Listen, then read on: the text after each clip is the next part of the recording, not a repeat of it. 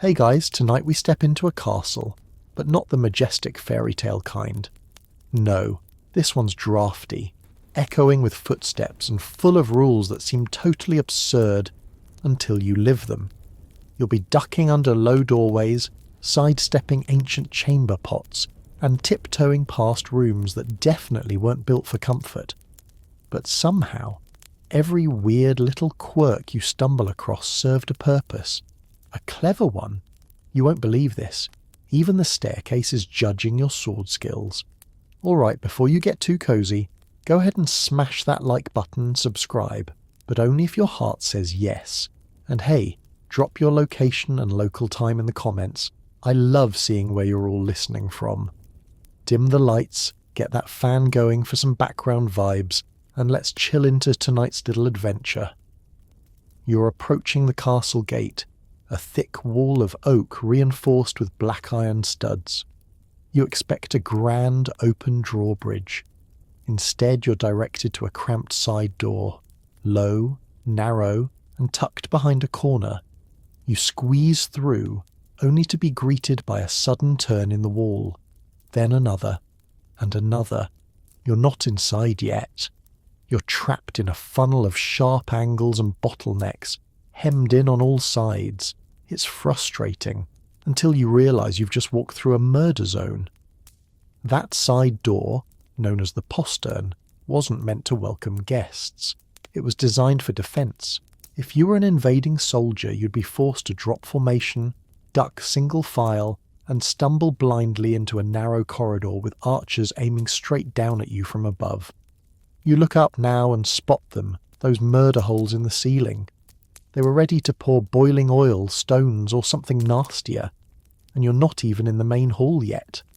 Castles weren't about luxury. They were about survival, and that meant designing every entrance, hallway and courtyard to slow down intruders and confuse even the boldest knight. You step into the courtyard and notice another oddity. The massive wooden doors you expected to swing open like the gates of heaven, they're barely used. Instead, traffic flows through zigzagging paths, side passages, and strange, angled portcullises. The whole place feels intentionally annoying, and that was the idea. The main gate was a trap. Once it opened, enemies could rush in, so it was used sparingly, often kept closed with a chain. Even the drawbridge wasn't always down. Instead, castle residents came and went like sneaky squirrels, through back doors, spiral passages, and hidden gatehouses. You pause at a turning point in the wall, noticing how the stone juts out, forming a blind corner. This isn't just bad design, it's a brilliant strategy. Defenders could hide behind those projections and ambush attackers. Some castles even added false doors, completely useless, but designed to trick invaders into dead ends. And if you're wondering why everything feels so lopsided, here's the kicker. Some gates opened inward, not outward. Why? Because a battering ram couldn't push in what was bolted from behind. It had to pull, and few siege engines were built for that. Just think. Something as simple as which direction a door swings could decide the fate of a kingdom. So yes, the next time someone complains that old buildings make no sense, remember this. Every curve, crack, and creaky hinge might have saved someone's life once. You're still standing near the entrance, and already the place is playing games with your sense of direction. The gatehouse looms behind you like a stone throat swallowing anyone foolish enough to rush in too fast. You glance back and realise something unsettling. From the outside, it looked like a straight shot inside. From here, it's a maze of corners, bars, and shadows. The castle didn't invite you in, it tested you. You walk a few steps and stop beneath a dark slit in the ceiling. Instinct makes you flinch. Even now, centuries later, your body understands what your brain hasn't had time to process yet. This was a kill zone. Above you is a narrow opening, just wide enough for a bucket, a boiling pot, or a sack of rocks to be dropped straight down. In real sieges, defenders didn't rely on just swords. They used gravity, fire and terror, and not always clean ones. Sometimes the boiling oil everyone talks about was actually hot sand. It stuck to armour. It burned through cloth. It kept burning. You shuffle forward and notice how the floor slopes slightly upward. Annoying, right? Except it wasn't a mistake. That incline would make attackers tire faster, their feet slipping as they charged. Meanwhile, the defenders had the advantage of standing above, breathing easier, swinging downward. And suddenly you understand something important. Castles weren't built to look impressive. They were built to wear you down. You reach another turn. This one is awkward. Too tight. Oddly angled. You bump a shoulder against stone and mutter under your breath. That irritation is no accident. Those corners were measured carefully. In some castles they were spaced just far enough apart to break spear formations. Invaders couldn't march shoulder to shoulder. They had to twist, stagger and separate. That's when defenders picked them off. And now, here's a detail you wouldn't expect. Some castles deliberately built doors that were slightly too short for a man to walk through comfortably. Anyone entering had to bow or duck, not out of respect, but vulnerability. In that half second when a person bent down, they couldn't swing a sword or raise a shield. It was a small window, but castles were built to exploit small windows. You start to feel watched. You look up again and catch something that doesn't belong to the stone. A thin rope. It vanishes into a dark hole above the archway. This wasn't decorative. In many castles, bells or ropes near entrances were rigged like an alarm system. Tug one, and somewhere deep inside a warning rang. A hush turned into armour clatter. A doorman became a soldier in seconds. Some gatehouses even had secret peep openings hidden behind carvings or beams. Guards could watch without being seen. And if you think you'd notice, probably not. They were masters at hiding in plain sight. False wood panels, uneven stone, decorative ridges, everything doubled as disguise. And here comes the strangest part. Not every gatehouse was meant to be defended. Some were designed to fail. Certain castles had outer gates that looked sturdy, but were intentionally weaker than the interior ones. Why? Because if attackers broke through too easily, they'd rush forward, confident, reckless, loud.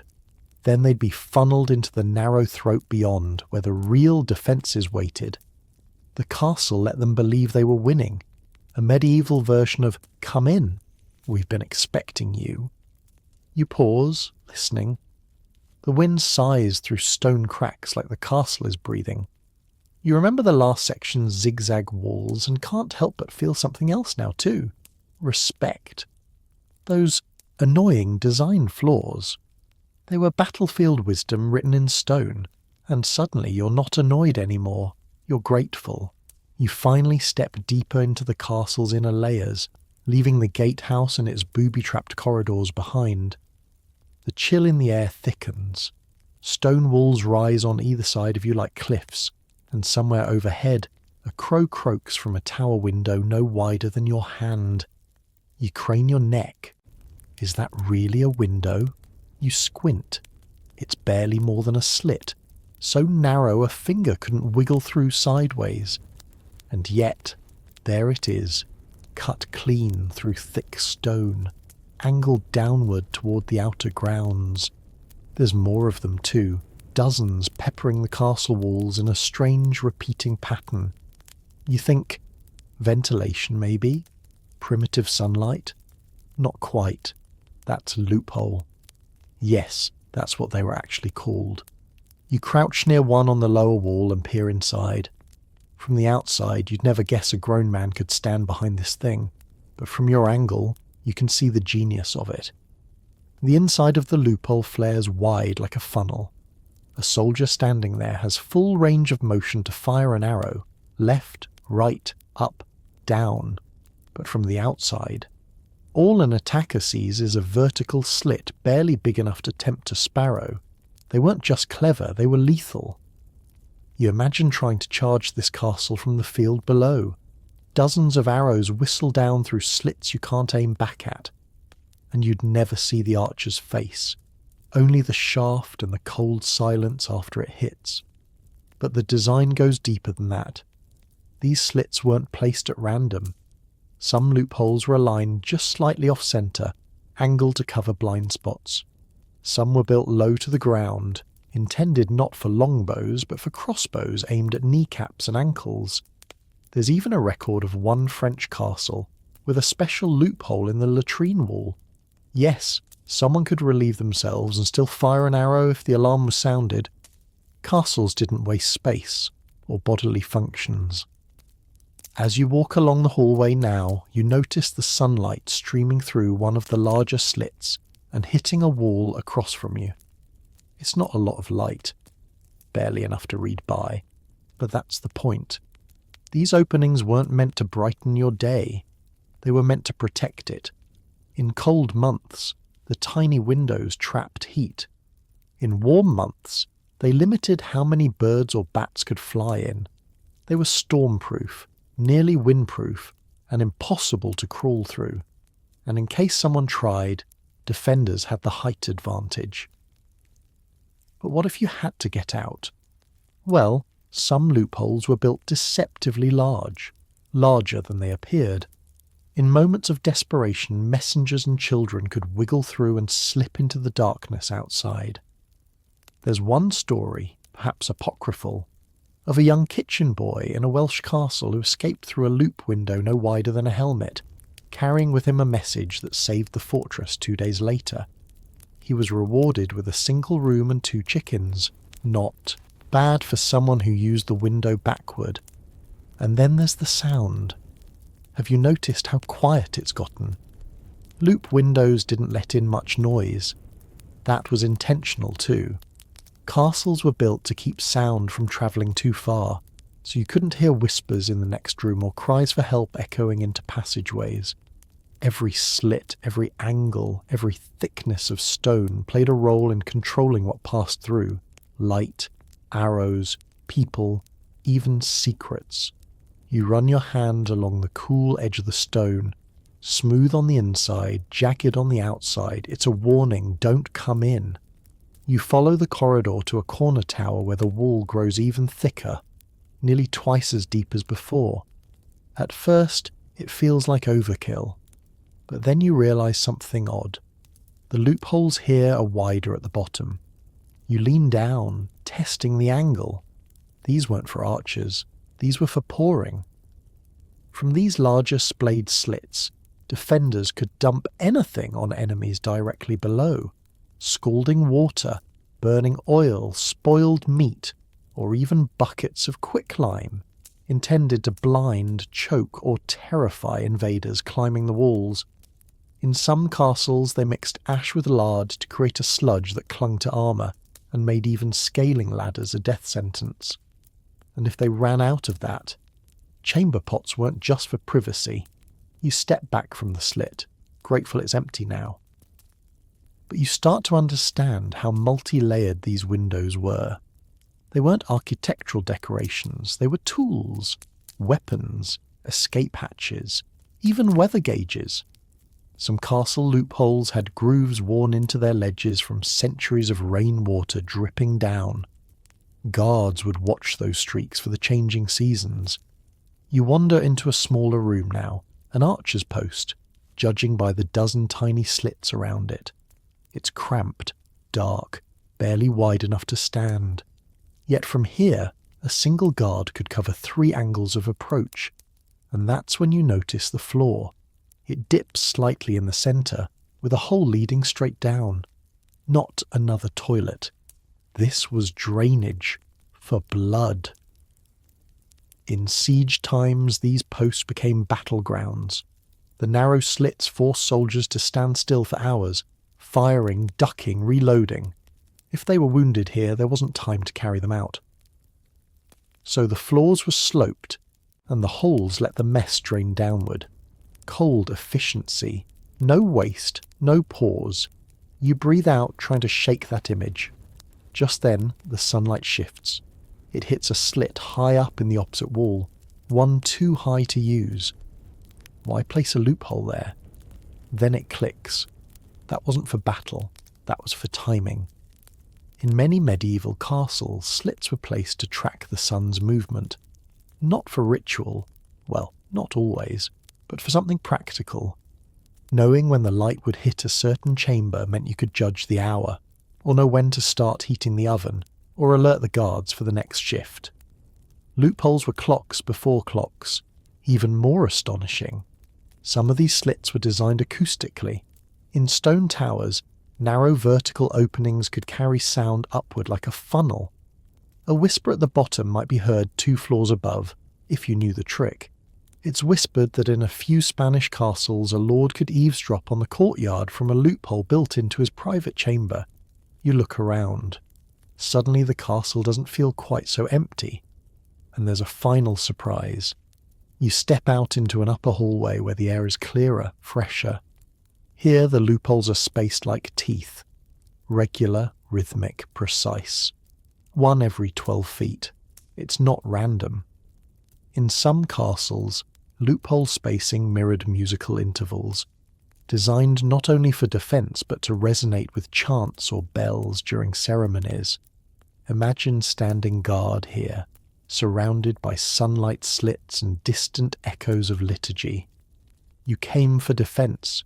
You found geometry, astronomy, acoustics, and poetry in stone.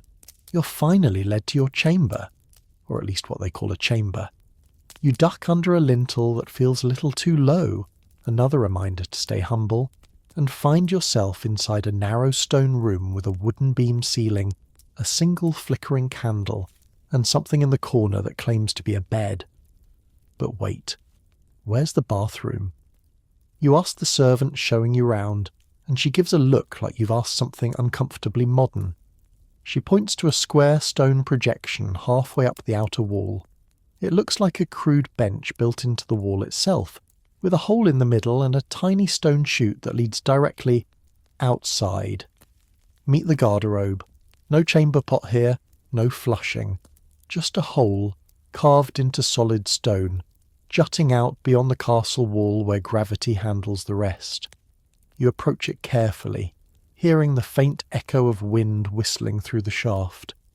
Far below, whatever goes in splashes onto the side of the building or into the castle's cesspit. If you're lucky, the castle has a moat. If you're unlucky, someone has to shovel it. And yes, it is open to the elements. In winter, it's frigid. In stormy weather, gusts of cold air can whoosh right up the chute and greet your most vulnerable parts. But in its own twisted way, the garderobe worked. Waste exited the building. That meant fewer smells inside. You sit cautiously on the edge. And then something tickles your leg. No, not a mouse. Straw. The floor is covered in rushes mixed with dried herbs, lavender, mint, sometimes wormwood, not just for fragrance, but to ward off fleas and lice. Unfortunately, they don't always succeed. Fleas were part of life in the Middle Ages, and your underthings probably came with a few stowaways of their own. The garderobe has another surprise, though. Inside the wall cavity, there's often a shelf or hole nearby, not for toilet paper, which didn't exist, but for storing clothes. Sounds bizarre, right? Why store garments next to human waste? Because the ammonia-rich fumes rising from the chute were believed to kill moths and parasites in cloth. In other words, it was the medieval version of a closet with built-in fumigation. Still feel like changing in there? You notice something else. No lock on the door, just a latch from the outside, and that's not uncommon. Servants could lock you in if necessary, or accidentally forget to unlock it. A few castles even had garderobes that doubled as prison cells. For minor offences, you'd get stuck in there for a few hours. For major ones, overnight. It was called a punishment of stink. And don't think you're safe from danger while sitting. There are accounts of invaders sneaking up through garderobe chutes. Slippery, disgusting, but technically a way in. Some castles began lining their shafts with iron spikes or barbed grates. One chronicler mentions a would-be assassin who got stuck halfway and had to be yanked out by his feet, alive, but humiliated. That image sticks with you now as you glance nervously at the narrow hole under your seat. This isn't just a toilet, it's a battleground. You step back from the garderobe, suddenly aware of how exposed you are. There's no privacy curtain, no soundproofing, and the drafty stone walls echo everything. In some castles, multiple garderobes were arranged side by side. Yes, communal style. Lords, ladies and servants alike often shared space during nature's calls. The idea of dignity? That was a luxury reserved for solitude, not sanitation, and yet in all its roughness there was logic here. With chamber pots, waste had to be carried out by hand. That meant hauling sloshing contents downstairs and across halls. If you slipped, the results weren't just unpleasant, they were a health hazard. Garderobes cut that risk, literally funneling danger out of the household. And this wasn't just about practicality, it was hierarchy. Look closely at castle blueprints, and you'll see the location of the garderobe reveals a lot about who held power. The lord's private latrine might be tucked into a turret wall with a scenic view, while the servants used a crude bench overhanging the cesspit. Placement was a statement. You wander down the corridor, still shaken, and come upon another stone recess, smaller this time, with a wooden board across it and faint soot stains on the wall above. Someone calls it a night stool. It's the portable version of your recent adventure, meant for use during cold evenings. But it too had rules. In some households, servants had to carry full night stools down each morning without spilling a drop. They weren't allowed to set them on staircases or ledges, not because of cleanliness, but because nobles feared poisoners. It was said that urine could reveal secrets if examined carefully, and there were herbalists who swore they could tell if a lord had been poisoned just by smell alone. So yes, even your pee had political implications. You turn another corner and find yourself in a long hall, lined with small wooden doors, servants' quarters. Most had no garderobes. Instead, they shared a single communal privy, often located near the outer wall. And in bad weather, when going outside was unthinkable, there was one more option: the piss pot under the bed. Every room had one. You'd lift the lid, aim carefully, and pray you didn't knock it over in the dark. Morning clean-up was part of daily chores. Toss it out a window or down a drain, usually with the warning cry of "Gardy-loo" if you were in a hurry. If you didn't warn anyone, well, accidents happened. And speaking of drains, those too were clever. Many castles had sloped stone channels leading from garderobes down the outer wall or into the moat. Some even diverted water through these channels during storms to flush the waste more effectively. In places like Ganafon or Conwy, you can still see these clever flush systems carved into the masonry. Then there's the smell. You expect to be overwhelmed, but surprisingly it's not unbearable. The breeze through the walls chutes acts like a natural ventilation system. In fact, that's where the word garderobe partly comes from. Guarding the robes, as in protecting clothing from foulness and infestation, not just guarding your dignity. You sit by the small window for a moment, watching the sunlight filter through. Below, the moat glistens, and suddenly you remember that yes, you've just flushed something into that. And in the medieval world, that same water might be used for washing vegetables, or feet. Hygiene was a different concept altogether. You lean your head against the stone and breathe in the musty scent of lime mortar, rushes and damp linen. You came looking for a bathroom. You found an entire system, engineered, layered, weirdly elegant, and somehow still deeply human. The scent of last night's rushes still clings to your boots as you make your way into the castle's great hall. You haven't eaten since yesterday, and your stomach growls like a caged dog. You imagine a warm bowl of stew waiting near the fire, maybe a hunk of bread and a generous pour of ale. But as you step through the arched entrance, everything halts. No one is touching the food. Dozens of people sit silently on long wooden benches, their eyes locked on the lord of the castle at the far end of the room. A heavy oak table stretches in front of him, piled with trenchers, thick slabs of stale bread used as edible plates, meat pies, and bowls of something steaming. And yet, no one dares to lift a spoon. Because here, food isn't just fuel, it's power. The rule is unspoken but absolute. No one eats before the Lord, not the guests, not the steward, not even the chaplain. If the Lord hasn't blessed the meal, or more importantly tasted it first, everyone waits. It's not about manners, it's about survival. In this age, poisoning isn't rare, it's a legitimate threat, a real concern, and that's where the food taster comes in. You glance toward a thin man standing to the side of the dais, wearing plain wool and a nervous expression. He's already eaten a bite from each dish, chewed slowly, swallowed dutifully. Now, all eyes are on him, watching for the slightest sign, a twitch, a grimace, a collapse. He exhales, smiles. The feast begins. Plates are passed, spoons clatter, and conversation bubbles up. You reach for a chunk of bread, but the man beside you gently taps your wrist.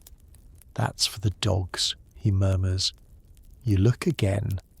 The trencher in your hand is thick, dry, slightly mouldy, and that's on purpose. Trenchers aren't meant to be eaten by humans, at least not during the meal. They soak up the juices and grease from meats and stews, acting as a kind of edible napkin. Once the meal's over, they're either fed to the dogs or given to the poor, or sometimes left out in the sun until they turn as hard as clay. Soldiers use them for target practice. You finally get a proper portion of barley stew, earthy, warm, with something stringy that might be rabbit. You've just brought the spoon to your lips when a sharp voice from the dais interrupts the hall again. The Lord has noticed someone serving themselves wine before he was poured the first cup. Silence. Then comes the punishment. Not death, thankfully, but a humiliating removal from the hall.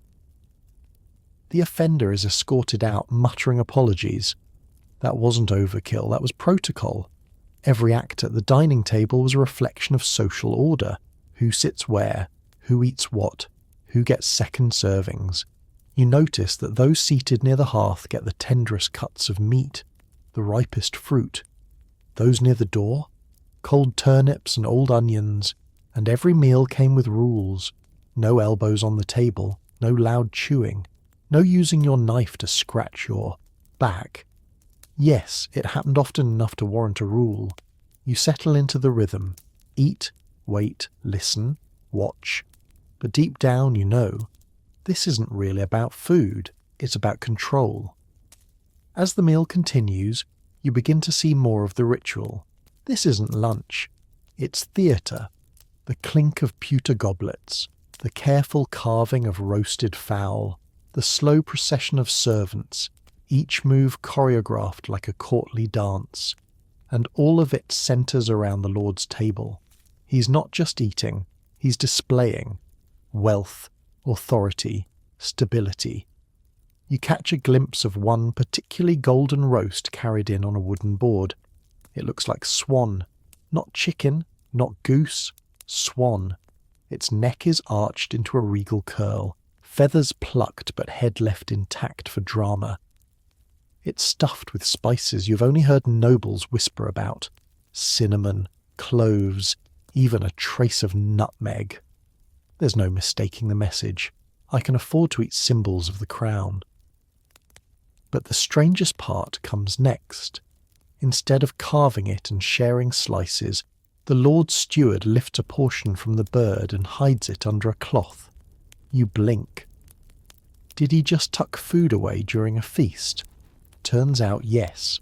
In some castles, the choicest cuts were reserved not for the guests, but for documentation. Literally. Food accounting was serious business. Lords would keep portions of grand dishes as proof for the ledger. Stewards were required to log every goose leg and venison haunch that entered and exited the kitchen. And don't be fooled by the laughter around you. At a medieval feast, eating was always public. There were watchers, both official and not. One slip, chewing with your mouth open, speaking over a dish, taking more than your share, could be remembered. For days, for years. Maybe even passed down as gossip across generations. Even the hand-washing ritual before meals was loaded with meaning. Warm rose water was poured over the hands of honoured guests from silver ewers. Not for cleanliness, but for show. You, however, had to dip your fingers in a shared bowl. No soap, just hope. You glance to the end of the table and see a younger boy, maybe 10, kneeling on a cushion passing bread and salt to his elder. That's not kindness, that's training.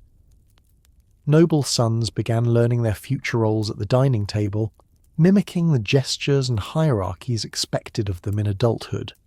This meal is as much a classroom as it is a banquet. And for servants, the rules were even stricter.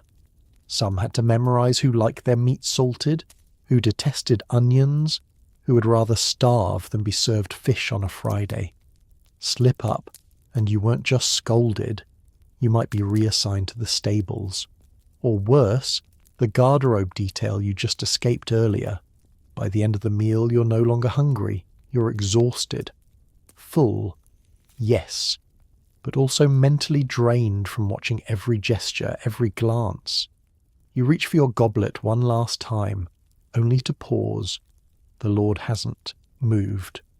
So you wait.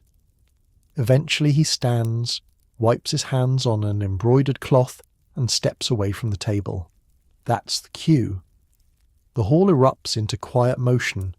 Plates are cleared, leftovers sorted, some to the kitchen, some to the poorhouse, some to the dogs. But nothing is wasted. Even the trenchers soaked in meat juice are stacked carefully. A few will be dried and given as alms tomorrow. As you rise and stretch your stiff legs, you realise the truth. Dining in a castle isn't about feeding the body. It's about feeding the hierarchy. You wake the next morning on what was generously called a bed, though it might as well have been a sack of crunchy sticks. Your back aches, your neck is stiff, and your arms itch from something invisible but definitely alive. The fire has long gone out, and the chamber is cold enough to see your breath. You sit up slowly, crackling with each movement. Then you look down. The mattress beneath you isn't really a mattress. It's a rough linen sack stuffed with straw and dried leaves, tied off at the ends like a sausage. And it smells old. Not foul exactly, but earthy, sharp, like it's absorbed 100 years of sweat, skin, and smoke. You pat the bedding and hear a familiar rustling. Fleas. They were never mentioned when you were shown the chamber last night, but you suspect they're considered part of the standard furnishing. You scratch at your elbow and wonder if this is why medieval people seemed so used to discomfort, because comfort itself was suspicious. Most castle dwellers, especially the lower-ranking ones, slept on pallets like this, laid directly on the cold stone or on raised wooden platforms to avoid the worst of the damp. And forget sheets. If you were lucky, you had one coarse wool blanket. If you were really lucky, someone had aired it in the sun that week. Your pillow is a cloth bundle filled with more straw, or possibly sawdust. It smells like mildew and rosemary, the latter probably added to discourage lice. It didn't work. But here's the strangest thing. For all the discomfort, this setup made sense. Straw was cheap, replaceable, absorbent. People swapped out the stuffing every few weeks, not because they were neat freaks, but because straw eventually broke down into dust. Dust turned into rot, and rot turned into disease. You swing your legs down to the floor and immediately regret it.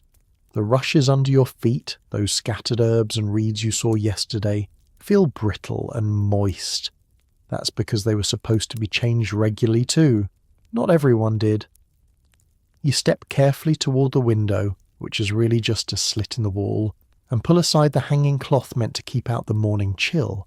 It's not glass, of course, just oiled linen stretched tight in a frame. Translucent, not transparent. The light it lets in is grey, filtered, almost candle-like. But even that glow feels luxurious after the pitch black of the room, and then it hits you. No candles, no lamps. You slept in total darkness, because oil costs money, and candles weren't handed out like candy. In some castles, candles were rationed by the inch. Literally, 1 inch per evening. Blow it out too soon? Too bad. Stay up too late? Your problem. You spot your neighbour down the hall, a tired-looking servant woman wrapping her blanket around her shoulders and heading off toward the hearth room. Her mattress was likely no better than yours. In fact, hers may have been shared. Because here's the part no one talks about. Most people didn't sleep alone. They couldn't. Beds were shared. By siblings, cousins, guards, servants, sometimes even strangers if space demanded it. Body heat was essential, especially in winter, and your only furnace was another warm person. Modesty. That was a distant thought compared to the threat of freezing to death in your sleep. And still, they got by.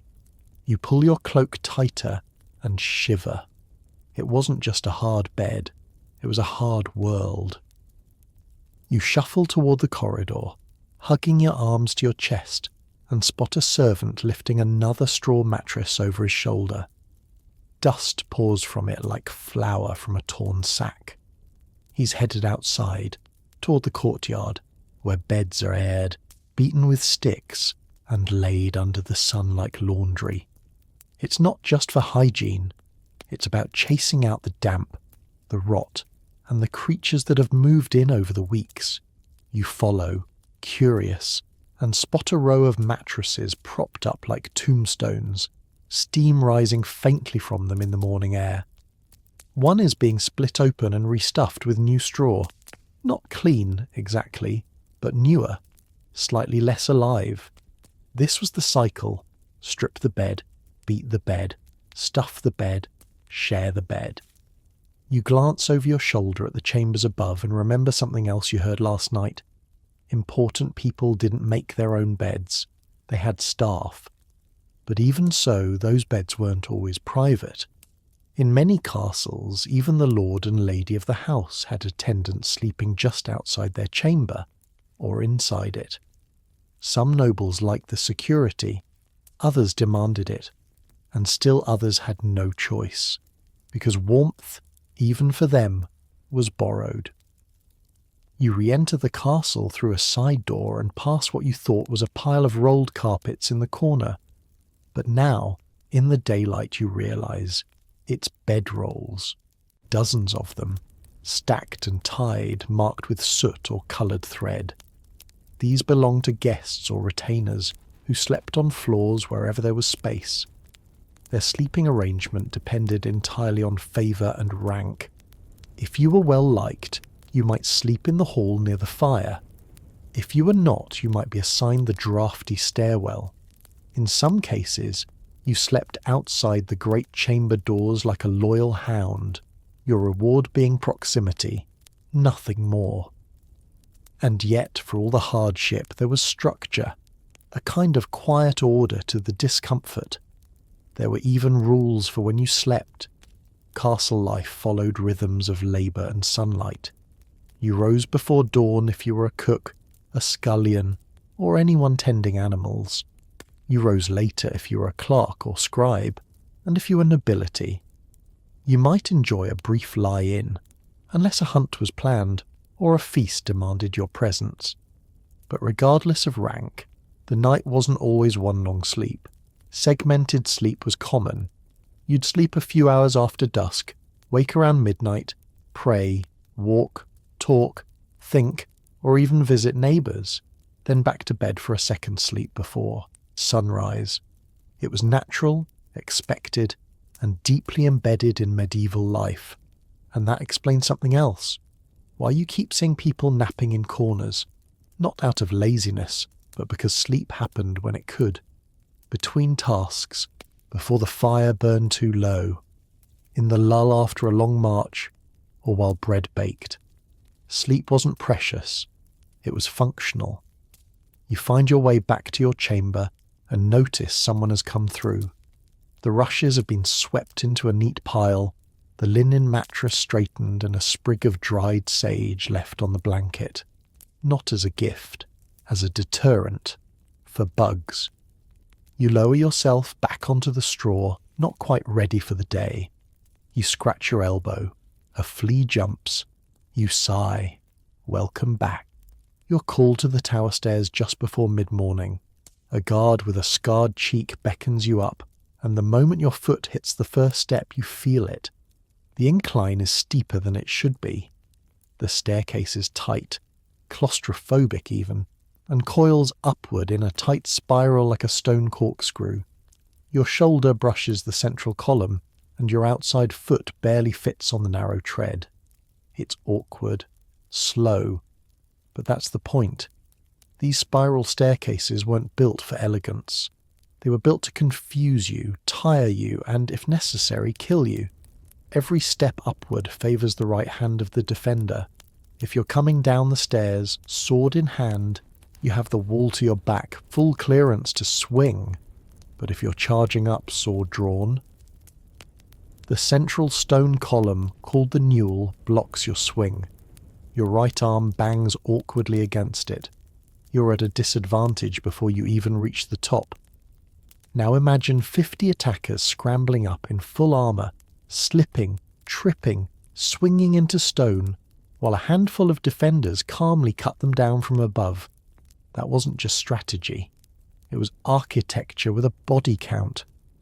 You pause to catch your breath after a dozen turns. The steps are uneven in height. Some are slightly deeper, others shallower. Your feet keep adjusting. It's subtle, but it's deliberate. That irregularity breaks rhythm, especially if you're running. In panic or haste, a single misstep can cost a soldier everything.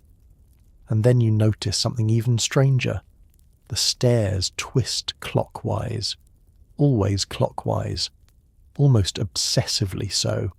That wasn't superstition. It was military logic.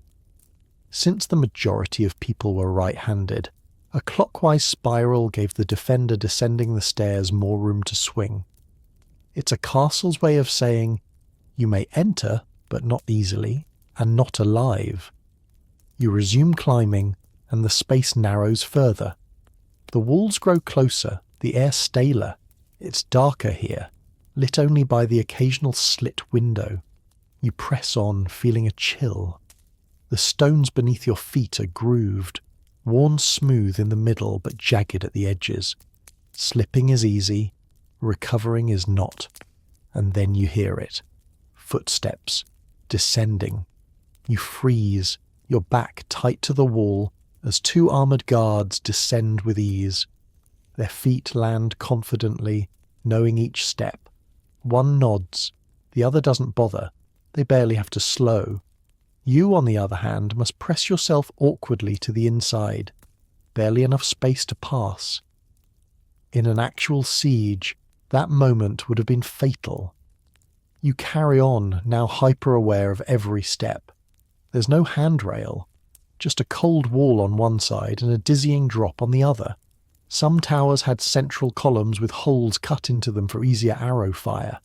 Others had stairwells without columns at all, hollow cores to allow communication between floors or to drop stones and oil on invaders climbing from below. Yes, some castles built trapdoor, spirals. If you didn't know which step was loose or which rung gave way, your climb could end abruptly in a pit of very sharp, very final conclusions. You reach a landing at last, gasping slightly, and step into a narrow hallway that leads to the ramparts. You glance back at the staircase, twisting downward like a spine. Beautiful, isn't it? But built with malice. You step onto the ramparts and breathe in the open air, grateful to be out of that coiling stone snake. The wind cuts across the battlements, tugging at your cloak, but you'd rather face the cold than those stairs again. You glance back once more at the tower, and it's only now, looking down from above, that you see how calculated the layout was. Narrow, dizzying, defensible. But the ingenuity didn't stop there. You follow the walkway along the wall and notice something odd about the spacing of the merlons, the upright stones in the crenellations. Some gaps are wider, others thinner. At first you think it's a construction error, but it isn't. These were designed with line of sight in mind. A wider opening might let you fire a crossbow, a narrower one, just enough to aim a longbow or peek out without exposing your head. The same logic from the spiral staircase follows you here. Visibility and control. You duck beneath a low overhang. Another quirk in the stonework that looks accidental. But you're catching on now. That low ceiling was no mistake. It forces you to bend, to slow down. Behind it is a choke point, just like the staircase. In a real attack, this would be the perfect spot to funnel enemies into single file. And there's something more, something subtle. You pause beside a small recess in the wall. It looks like a cubby, barely large enough for a person to crouch in. But that was the point. These musket nooks, or arrow stations, gave lone defenders places to hide, rest, or ambush. They were carved directly into the walkways and angled for one thing only: surprise. Some even had narrow slits below waist height, designed to allow vertical defense. That's right. If someone scaled the wall, you could jab straight down, or dump boiling water from your knees. One castle in southern France reportedly carved dozens of these low slits, jokingly called ankle biters, along its outer curtain. You continue along the parapet and spot a circular opening in the floor, a murder hole leading down into the gateway tunnel. You'd seen one from below earlier, but now you're standing above it. You peer in. The drop is sheer, just wide enough to throw down stones, boiling pitch, or even hornets' nests. Yes, real hornets, sealed in clay jars and smashed open mid-siege. It's all brilliant. Terrifying, but brilliant. You crouch near the tower again, feeling the breeze whip your hair back, and glance at the spiral staircase entrance once more. Now that you know what it's doing to your sword arm, you start thinking like a builder. What if someone, left-handed, tried to fight up that staircase? They'd have the advantage. That's why, in a few rare castles, particularly those owned by known left-handed lords, the staircases actually spiral counterclockwise. It's like the castle was built not just for battle, but for a specific body. You head back inside, retracing your steps carefully. The descent feels just as treacherous. One misplaced foot and you're a story lower, head first. No wonder people often used ropes, or even crawled down when exhausted. At the base you pass a boy lugging a pail of water up the same steps you just came down. He grunts, stumbles, steadies himself. No railing, no pity. That was life here. Everything in the castle, every stone, stair, slit and shadow, was designed to slow the enemy, protect the few, and train everyone to walk carefully, especially uphill. It's late afternoon now, and smoke curls from a distant chimney as the kitchen begins to wake.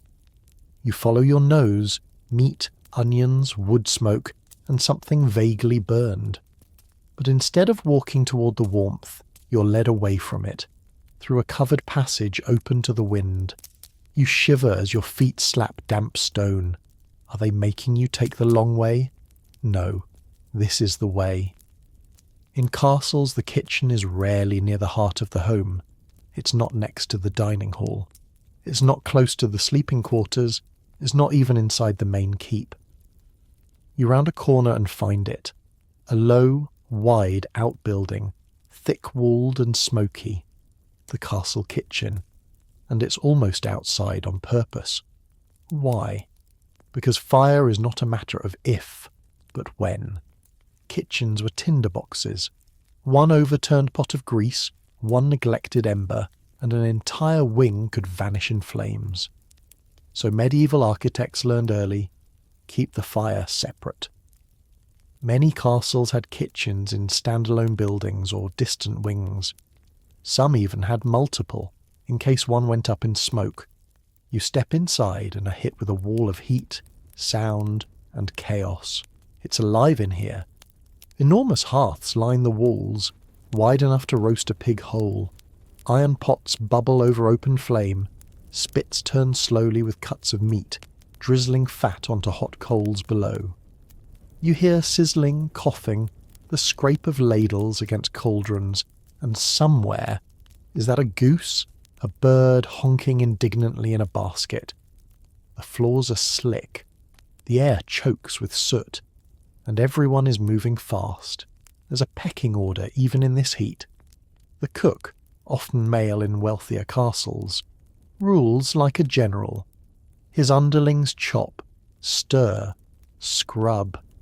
One woman is assigned to tend nothing but the oven. She doesn't leave its side. Another stokes only the fire. Another crushes herbs with a pestle the size of her arm. You're told not to touch anything, and you listen. Fire wasn't just dangerous, it was sacred. It never truly went out. In some kitchens, a banked ember was kept alive overnight under ashes to rekindle the next morning. Letting it die was a serious offence. In some households it was bad luck. In others, grounds for punishment. And then there's the smoke. You cough, eyes stinging. Why no chimney? Because in many early kitchens, smoke was part of the recipe. It preserved meats, it cured fish, it seasoned the air itself. Ventilation was poor, yes, but deliberate. A smoky kitchen wasn't broken. It was working. You wander to the far end and find a room lined with hooks. Meat hangs in every state of preparation, skinned, salted, strung up to dry. A boy pours brine over something you hope is pork. Another rubs crushed garlic into a split rabbit. Even here, there's hierarchy. Salt was precious. Only the senior assistants could measure it. And here's the weirdest part. Many castles had their own recipes for fire. That's right. Specific woods were burned for different effects. Ash for heat, applewood for smoke, flavour, pine only for quick boils, too much resin. Kitchen logs were recorded, rationed, even locked in storerooms. Because in a world where fire could cook your meal or burn down your legacy, every flame mattered. You move toward the rear of the kitchen where the air thins slightly, just enough to breathe. Here the frenzy quiets into rhythm. A woman kneels by a stone basin, scrubbing vegetables with what looks like a bundle of straw. Potatoes, carrots, leeks. Simple fare, but not always clean. Some still wear flecks of soil, others seem like they've been peeled with a dagger, which frankly they might have. There's no running water. Instead, barrels stand along the wall, each filled earlier in the day from the castle's main well, and beside them a terrifying contraption, a long iron ladle with a hook. That's how the cooks fish out water, one scoop at a time. It's slow, heavy, and awkward. But there's a reason they don't just walk to the well, because the kitchen can't burn alone. Even outbuildings posed a threat. If the kitchen caught fire and someone had to run through winding halls and stone doors to fetch water, it would be too late. So water lived inside the kitchen, or more often, under it. Some castles had cisterns built beneath the floor, collecting rainwater from the rooftops above. Not for drinking, goodness no, but for dousing flames and cleaning pots. And those pots, massive blackened cauldrons, are always cooking something, even when no one is eating. Broths were kept simmering day and night, bones boiled down over hours into stock for the next stew. In a cold stone world where nothing went to waste, this eternal soup was both a necessity and a symbol of security. You spot a curious shelf near the door. It holds not food, but powders, spices, rare and strange, saffron maybe, ginger, even dried orange peel, saved from a noble's gift months ago. They're wrapped in oiled cloth and tucked in wooden boxes like treasure, because they are treasure. 1 ounce of cloves could buy a sheep, 1 spoonful of cinnamon, a day's wages. These weren't seasoning, they were status. Only the head cook touched them, and only under watchful eyes. A young boy slips past you with a wooden tray. On it, a half-sliced wheel of cheese, a bunch of wilted herbs, and a small round loaf. Likely headed for someone in favour, a minor lord, a favoured scribe. The rest of the castle will eat what's left behind, maybe a pottage of barley and roots, maybe yesterday's bones with today's turnips, and if the food's spoiled, it wasn't always thrown out. Some kitchens had tasting dogs. Yes, dogs, trained to sniff or nibble meats before servants risked it. In one castle, there's record of a dog named Bartholomew, who was considered so reliable that his absence was mourned more deeply than a fallen guard. Supposedly he once barked at a pigeon pie that later made 3 men sick. You lean against the wall, weary from the heat, and realise this kitchen isn't a room, it's a machine, a living, smoky, creaking engine that keeps the whole castle fed, warm, and vaguely sane. But its walls bear scars. Look close, and you'll find blackened stone where fires once took hold. Scratches on the door where a grease cart overturned. A cracked window from a pot that exploded. All reminders that a kitchen fire was never small. You step back outside into the cold, rubbing your eyes as the light stings. Behind you, the kitchen roars on, half miracle, half hazard. A place where flame cooked the stew and whispered danger at every turn. As dust settles, the castle seems to grow taller, its towers looming darker against the sky. You're led back inside through a narrow covered walkway that loops behind the keep. Another strange detour. You follow without question now. If this place has taught you anything, it's that odd paths usually mean intentional ones. You pass through an arched door and find yourself in yet another corridor, but this one feels different. The air is tighter. There's a faint echo to your footsteps, and every turn, every new angle throws off your sense of direction. After just a few minutes, you're lost, exactly as planned. Castle architects were masters of controlled confusion. Interior layouts weren't open or intuitive like modern buildings. They were defensive puzzles, designed to disorient attackers, slow movement and force hesitation. What feels like poor planning was, in fact, a tactical advantage. You pause at a 3-way intersection, unsure of which path leads to the main hall.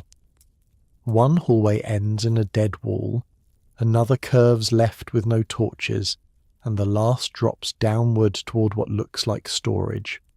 You could have sworn you just came from that direction, but now it feels different.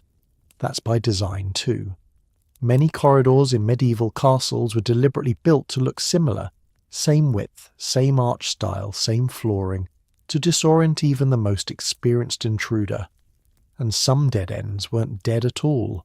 They held hidden doors, or turned sharply into arrow loops, or doubled back toward courtyards. You try the dim hallway and feel the temperature drop. Here, the stones seem more damp, more ancient.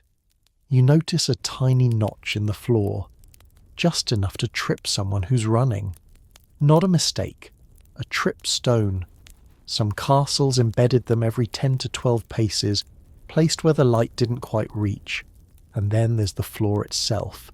You start to notice it slopes ever so slightly downward. At first it feels like imagination, but the angle grows with each turn. Suddenly you're moving faster than intended, your steps echoing louder. You plant your feet carefully now, alert, because you've wandered into a kill funnel. These twisting corridors weren't just confusing, They were weapons. In a siege, soldiers might breach an outer wall and rush into what they think is a clear hallway, only to be trapped in a narrowing space, attacked from above through murder holes, or ambushed from side alcoves where defenders waited unseen. Some walls even had false mortar lines painted or carved into them to mimic secret passageways, or hide real ones. And if you think it's paranoid, remember this. One mistake inside a castle could let 50 enemies in. Every wall had to think ahead. You turn a corner and find yourself back at what seems like the start. Only now there's a staircase you hadn't noticed before, a spiral again. You sigh, but this time the stairs go down. Curious, you descend carefully. The stone gets rougher, older, the air dampens. Finally, you reach a narrow underground passage that cuts through the castle's base like a root. There are no windows, just torches fixed in iron brackets, their flames sputtering in the stale air. This is the sally port, a secret tunnel meant for escape or surprise attacks. You crouch slightly to pass through. The passage twists twice and ends at a fortified door leading somewhere beyond the walls. It's barred now, but in wartime this tunnel would have been open to send scouts or flank attackers. And just like that, the confusion becomes clarity. Every odd angle, every twist and turn was never about beauty. It was about advantage. You head back up the narrow stairwell from the sally port, this time with a new awareness. The walls aren't just stone, they're strategy. Every inch of this place was built to steer you, slow you, test you. As you return to the corridor maze above, you notice something new. The light is playing tricks, literally. Several sconces along the walls are unlit, and in their place are darker bricks, recessed, not just shadowed. You lean in and realise some are false panels. Others are viewing holes. You can't see through them, but someone on the other side probably can. And that's the unnerving truth of many castles. You're rarely alone. Certain sections of the corridor walls were constructed with listening tubes, small pipes or cracks in the masonry that allowed sound to travel between rooms. Some castles even featured vents disguised as part of the fireplace that fed conversations directly to another chamber. Not ghost stories, just eavesdropping, the old-fashioned way. And these weren't just for spying on guests. Lords spied on their own households, their stewards, their heirs. Trust was in short supply. Paranoia wasn't a flaw in a castle, it was a foundation. You find yourself back in the upper levels, and now the layout feels more familiar. You start noticing the hidden architecture, loops in the floor plan, where corridors bring you right back to where you started. That wasn't poor design. That was stall time in case of invasion. While attackers ran in circles, defenders took position. Even ceiling height varied for a reason. In some sections, the ceiling drops just low enough to make tall intruders duck and drop their guard. These choke zones forced enemies into bad posture, making them easier to subdue. But defenders, they memorized these routes, trained in them, knew where to press a stone to trigger a latch, where to flatten against the wall and vanish from sight. In one English castle, a former guardrobe chute was repurposed into an emergency crawl space, wide enough for one, with steps carved straight into the wall.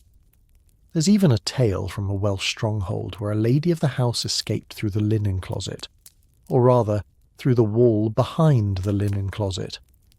It led into a priest hole, then down into the kitchen chimney, and finally out, into the moat's drainage tunnel. Was it true? Who knows?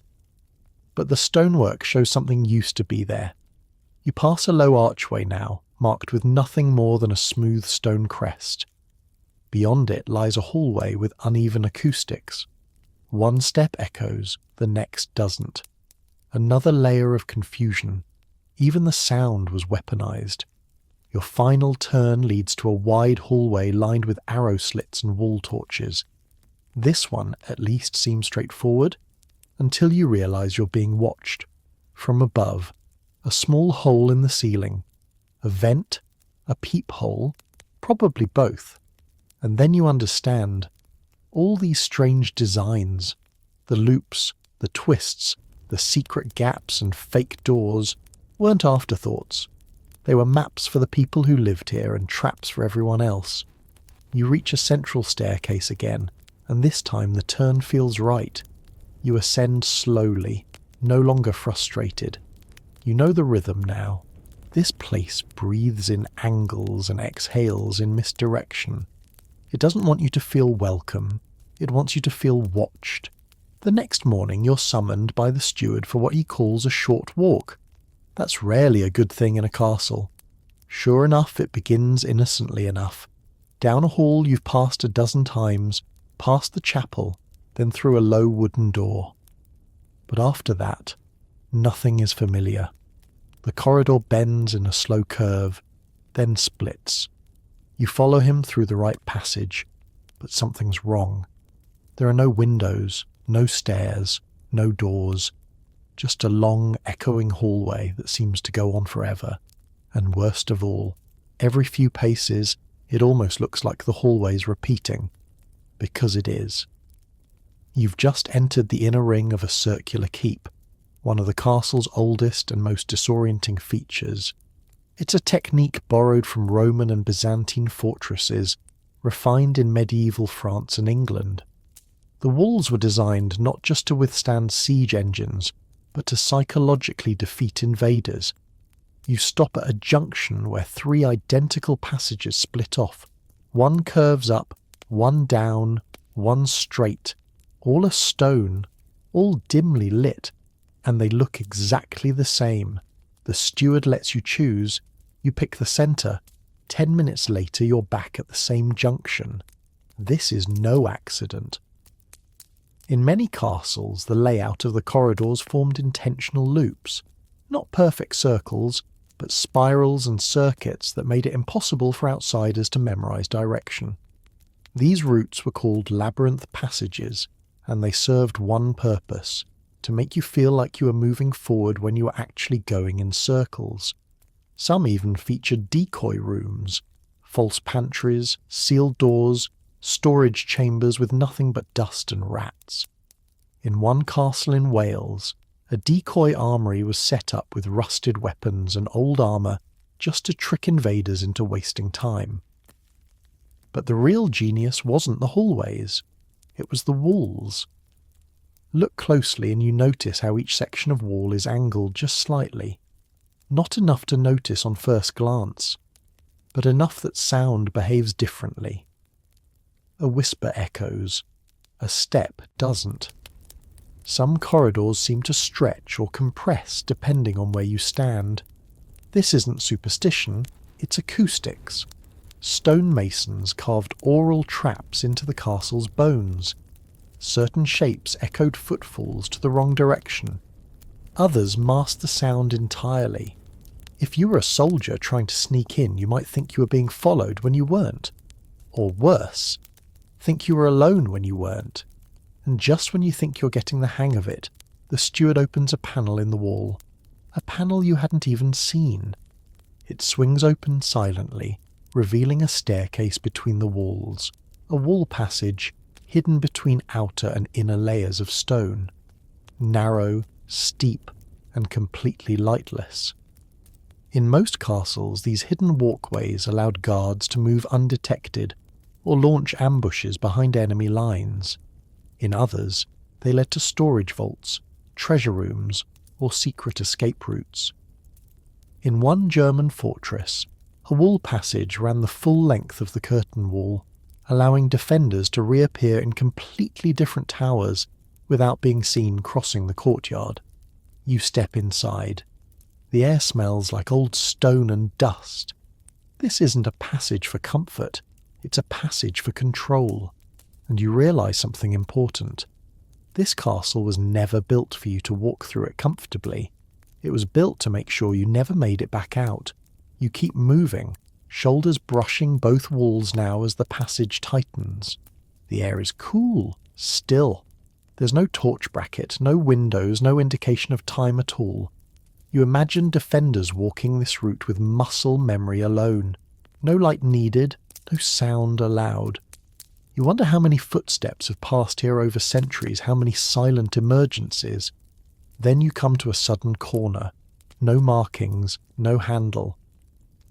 But the steward ahead presses something, an uneven brick maybe, and a slab of stone creaks open, revealing yet another corridor. This one wider, lined with banners and shields. You step through and realise you're now in the public-facing wing of the keep. And yet the sense of control remains.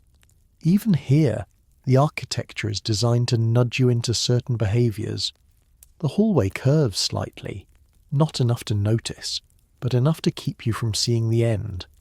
Visitors walking here wouldn't know who or what was waiting around the corner. And those long banners on the wall, they hide arrow slits and peepholes, giving guards full view of your approach while you see nothing. You turn again and enter what looks like a reception room. Benches line the walls. A fireplace glows softly. There's food laid out on a sideboard. Nothing fancy, just bread, cheese and ale. A host might sit here, greeting guests with false ease, but you spot it immediately. The central tile in the floor is off-coloured. Slightly darker, slightly worn. Someone stood on it too many times. And above it, a small wooden chandelier, unusually low for a room this size. Too low. With a rope pulley tucked neatly behind the mantel, it's a trap point. Step wrong, and someone above could drop the light fixture, wood and iron, right onto your head. It might not kill you, but it would slow you. Long enough for the guards in the wall to burst through. And yes, guards in the wall. This entire section of the castle, like many others, has crawl spaces behind its false walls, some wide enough to run through, others just big enough to lie in and listen. In high-status castles, these wall voids were used not just for defence but for monitoring. Servants could track a guest's every step, whisper reports, relay messages. You sit on the bench for a moment and let your eyes scan the ceiling. Even here, you notice something. A symmetry. One side of the room is ever so slightly higher than the other, meaning the floor beneath you slopes. Subtle enough to be unnoticeable unless you drop something round, like a coin or a marble. Where would it roll? Right into the drain slot near the hearth, because some castles didn't just confuse you with corridors, they listened to you and collected what you dropped. A loose ring, a bit of wax, a folded paper. All could be retrieved, inspected, used. You rise to leave, but now you know the trick. The obvious door isn't the real exit. You scan the panels, the flagstones, the mantelpiece. There, a tiny hinge where there shouldn't be one. You press, a latch clicks, and the room opens. Just slightly. Enough to let someone vanish without a sound. You step back into the hallway, heartbeat steady, breath even. It's not that this castle hates visitors, it just never trusted them. You're beginning to understand now. Every part of this castle is a test. But as you settle into your new role among the lower ranks, you learn another truth. Even the room you're assigned today may not be yours tomorrow. Last night you slept on straw in a tiny chamber. Tonight, you're directed to a completely different one, twice the size, with a view of the courtyard and, wonder of wonders, a fire already lit. You think maybe you've earned it. You haven't. In castles, rooms didn't belong to people. People belonged to rooms, when the hierarchy allowed. Even permanent staff, scribes, tutors, squires, were shuffled between chambers as needs changed. Space wasn't about comfort. It was about favour, function, and flexibility. One day, you're next to the Lady Solar delivering ink and parchment. The next, you're 2 floors down, wedged between a smith's assistant and a boy who snores like a broken bellows. You don't ask why. You don't ask why. Because here, room assignments speak louder than titles. The steward, not the lord, decides who sleeps where, and the steward remembers everything: who spilled the ale, who arrived late for chapel, who gave the wrong cut of meat to the visiting noble. He might not say a word, but the next morning your bed is moved closer to the door, or farther from the hearth. That's your warning, and this rotating game isn't limited to the servants. Even noble guests found themselves shuffled like playing pieces. If a higher-ranked visitor arrived, someone lower was quietly bumped to a humbler chamber. Protocol was everything. Bedding wasn't moved. People were. You pass a room labelled with chalk, just a name and a date. That's how they tracked occupation. No brass plaques, no Lord Harrington's suite, just temporary scribbles, like markings in a ledger. Rooms were commodities, rented by loyalty, favour or punishment. In some castles, even the best rooms changed identity depending on the time of day. A solar by morning might become a council room by afternoon. A feasting hall might be turned into a dormitory for visiting guards. One chamber in a Breton fortress had 7 separate functions across a 3-day feast: meeting room, wine storage, infirmary, birthing room, and eventually a place to store empty trenchers. Walls weren't private. They were borrowed, and that meant nothing truly belonged to you. You think again about the fire in your new chamber. Cosy, quiet, until you spot it. The faint scratch marks around the hearth. The missing floor rushes in a circle near the bed. Signs someone else was just here, not long ago. You run your hand along the mantle and find wax, soft and red. Sealing wax. Someone was writing in here last night, and they left in a hurry. You notice the latch on the door is newer than the hinges, a replacement. Why? You don't ask. You just take note. Because here, a room isn't just a place to rest. It's a message, one you're expected to read, without being told.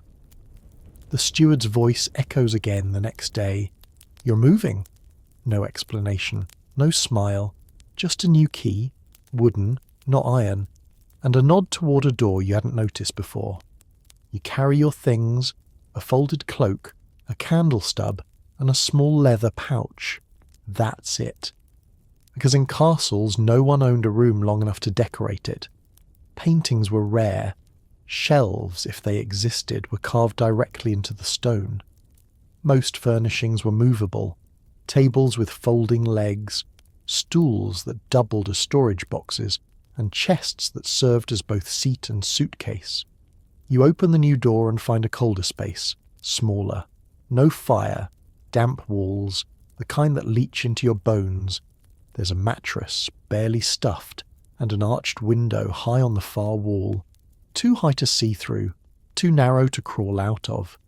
Smells like ash and vinegar. Someone was here recently. You sit, brushing dust from the bench, and find a mark scratched into the wood.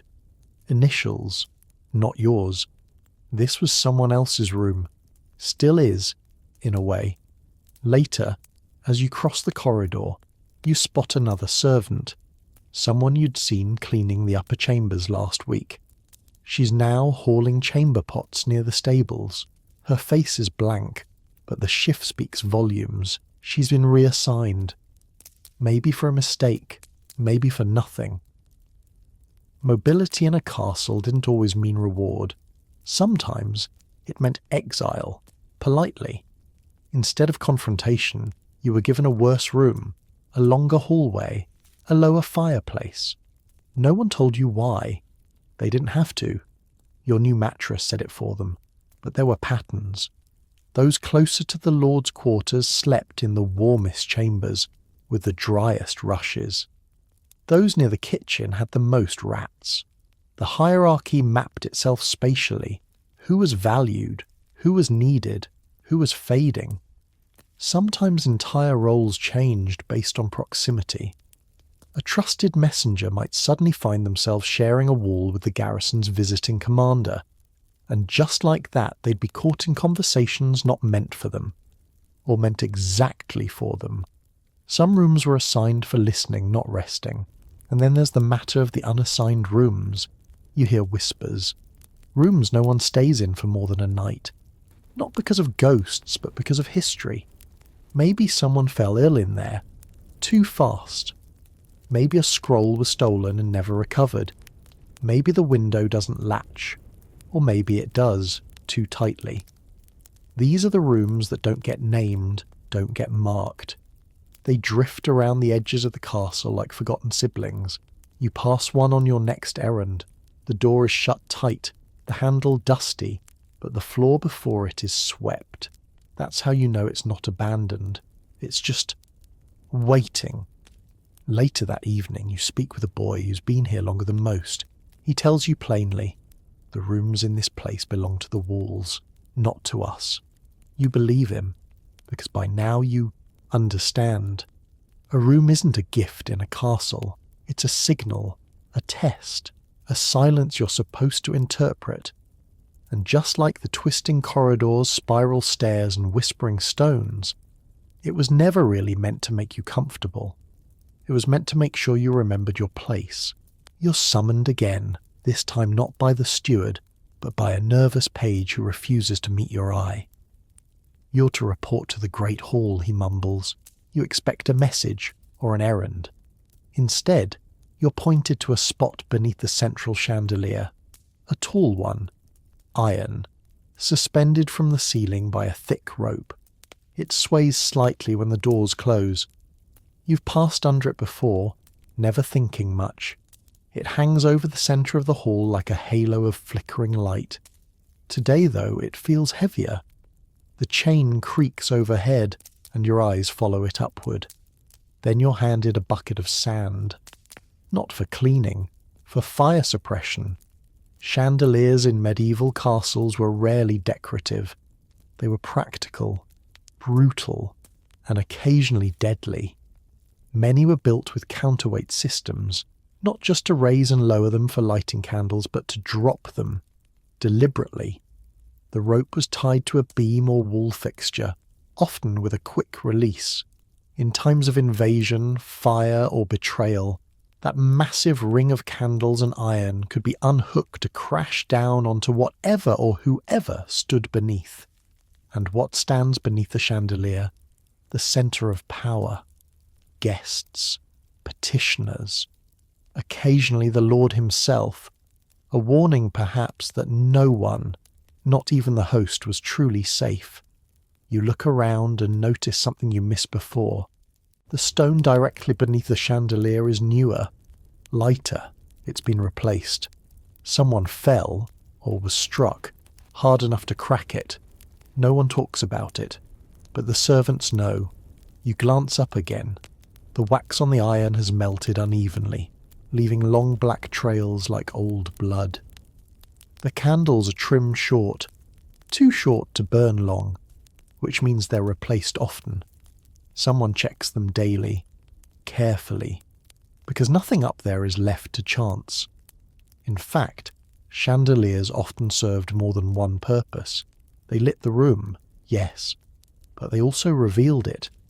From that high vantage you could see every movement, every cup lifted, every glance exchanged, every dagger drawn. Some castles even had catwalks above the chandeliers, allowing guards or watchers to observe unseen, and sometimes to intervene. In a French chateau-turned-fortress, there's a record of a chandelier designed with hollow candle sockets, just wide enough to pour oil through. In a moment of betrayal, guards above could tip fire down upon a traitor below. Legend? Maybe. But the iron rings in your own hall look sturdy enough to support the weight of something heavier than wax. You set the bucket down and sweep the floor beneath it, careful not to bump the rope.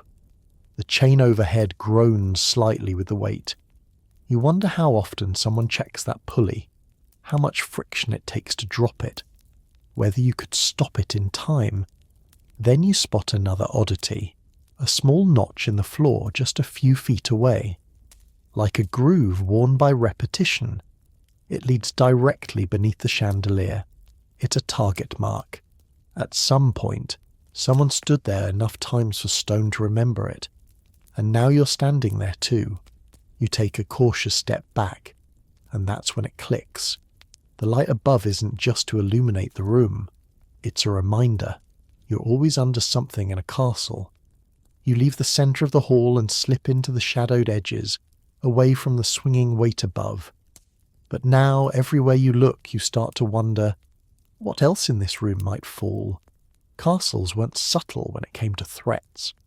Sometimes the danger was eye level, a sword, a sneer, a poisoned cup. Other times, it hung above you, disguised as warmth and light. And chandeliers weren't the only tools of overhead intimidation. You glance toward the timber beams arching high above the dais.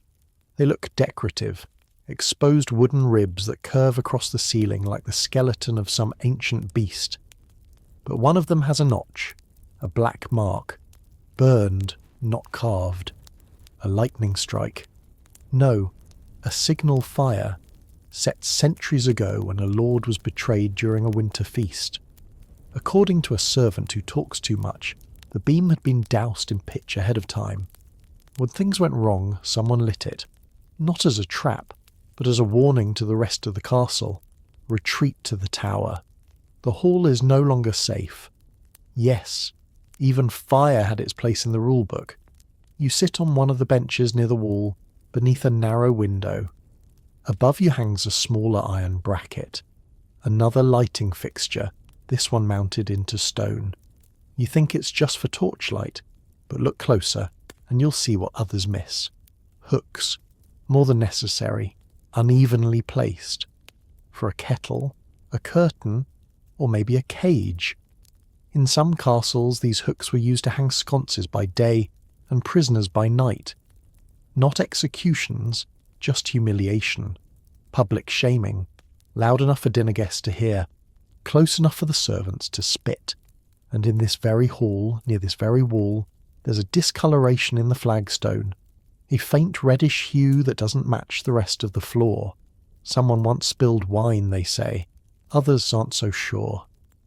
You catch a whisper from the steward later that evening, a story of how this hall once had a false beam, a decorative panel meant to conceal a blade. Pulled by rope, it could drop like a guillotine. Only once, of course. But once was enough. That feature's long gone now. Or hidden better. Because even when the threat is gone, the message lingers. That's how castles worked. Power wasn't just something you held in your hand. It was suspended from the ceiling, bolted into walls, etched into floors, constantly visible, constantly unstable. A place where hospitality and menace shared the same hearth. And the chandelier above? It's still swaying, just slightly, not from wind, from memory. And perhaps from someone tugging the rope in a distant chamber, checking that everything still works, that the balance is right, that nothing rusted shut. You glance up one. More time before you leave. You don't trust it, and that's exactly how the castle wants you to feel. The bell rings just before midnight. Not the soft chime of a chapel service, not the clang of the evening watch. This is sharper, more urgent, a single toll, then silence, then again. The steward doesn't explain. He doesn't need to. You're already moving. In castles, bells weren't for beauty. They weren't even primarily for timekeeping. They were for warning. A single toll meant something was wrong. 2 meant something was happening. 3? Don't wait for 3. You race down a corridor with others, a cook still in flour-stained sleeves, a stable boy clutching a lantern. No one speaks. The bell tolls again, and you know this isn't a drill. The hallway leads you past the granary, then curves sharply, too sharply, and suddenly you're all funneling into a narrow space, just like the corridors you got lost in before. But this time, they're doing exactly what they were built for, forcing people together. You end up in the lower ward, just outside the armory. Others are already gathered. The gate is closed. Not because the enemy's outside, because they're inside. Someone's missing from the watch. The bell tolls again, and now the guards are moving. Not running, flowing. They slip behind tapestries, vanish into panels. One slides a barrel aside and disappears down a hatch you hadn't noticed earlier. That's when it hits you. The castle's real security system isn't its doors or locks. It's knowledge. Who knows which torch bracket lifts to reveal a stairwell? Who knows which drain pipe echoes differently when knocked? Who knows the sequence of turns to access the hidden spiral inside the curtain wall? And who doesn't? You're herded into a room you've never seen. A cold, arched chamber with strange markings on the floor. At first, you think it's some kind of storage. Then you realise there's only one entrance. No windows. The walls slope slightly inward, and a heavy iron grate sits on the far side. It's a containment room. You're not being protected from an intruder. You're being separated in case you're the threat. One of the guards speaks briefly. Someone was seen where they shouldn't be, that's all. No names, no accusations. Just waiting now. You glance up and see that the torch above you isn't mounted in the wall. It's hanging from a metal track, which means it can be moved, adjusted, watched. A slow realization creeps in. This room was never meant to make anyone comfortable. It was meant to make them visible, and perhaps more importantly, listenable. Someone coughs. Someone shifts. You hear whispers, then silence. You glance around and realize there's no place to hide, not even in your own expression. It's brilliant and terrifying. Because bells in a castle weren't about noise. They were architecture in motion, a signal that woke the entire structure. From the ramparts to the kitchens, everyone knew what to do, even if they didn't know why. You wait in that chamber for what feels like hours. The bell has stopped, but its echo lingers in your chest like a second heartbeat. Then finally a knock. 3 short raps. A guard opens the door, not the one you entered through, but another, set behind a false wall you hadn't even noticed. Everyone's dismissed without ceremony. No questions answered, no explanations offered. And that's the final lesson of the castle bell. It doesn't explain. It commands. As you step back into the corridor, everything feels just a little more fragile. The walls aren't just stone anymore. They're full of mechanisms. You notice them now. That chain leading upward along the stairwell, not just structural. It's connected to a weighted gate. That flag hanging in the corner, there's no reason for it to be covering that vent unless it hides something else. Every hallway might be listening. Every bell might be a trap. And still, the day resumes. You pass the chapel. The bell here is smaller, prettier, more ornate, but still it carries that same ancient weight. This one rings for the canonical hours, matins, lauds, vespers, prayer times technically. But in a castle, even prayer measures control. Some castles even had multiple bells, each with a different tone. One for fire, one for feast, one for storm. And some, reportedly, had bells that were never rung at all, reserved for death alone. The silent bell, they called it, struck only when a lord fell or a child was stillborn or something in the household cracked beyond repair. But not all bells are above you. You're sent next to the lower bailey, where you pass the stables and smithy. There, near the outer wall, is a rope attached to a bell with no housing, just hanging there, exposed to the elements. This one, you learn, was for alarms raised by the villagers outside. If they spotted raiders, fire or plague wagons, they'd ring this bell to warn the garrison. Funny thing is, that bell could only be heard inside the gatehouse, nowhere else. If you were sleeping in the Lord's chamber or the West Tower, you wouldn't hear it. Because not all warnings were meant for everyone. Castles didn't broadcast panic, they filtered it. Later that night in the kitchen, someone knocks over a stack of pans. You jump. The cook doesn't flinch. That's not the sound you run for, she says without looking up. You'll know it when it comes. And that's when you realise the castle's not just stone and rule, it's rhythm. Days marked not by clocks, but by clanging iron. Roles announced not by speech, but by pitch. Even silence has its meaning, especially silence. The bells don't ask your opinion. They don't warn you for your comfort. They remind you who's in charge. And in a place where danger could come from outside, or from across the table, you learn to sleep lightly, move quickly, and always listen for the next sound. Even now, long after the midnight toll fades from the tower, your ears still wait for it, just in case. By now, you've learned to tread lightly and glance upward. But tonight, as you walk back toward your assigned chamber, you're given one final rule, whispered by a grey-haired laundress as she hands you a candle. Whatever you do, she says, don't blow it out. You smile, unsure if she's joking, but her eyes don't waver. In castles, candlelight wasn't just light. It was ritual, rule, protection. You climb the narrow stair to your room, candle in hand. The flame flickers with each breath, each draught. You cradle it like a living thing. In a world without switches, without steady lanterns or gaslight, one small flame might be all that stood between you and the dark. But superstition clung to it like melted wax.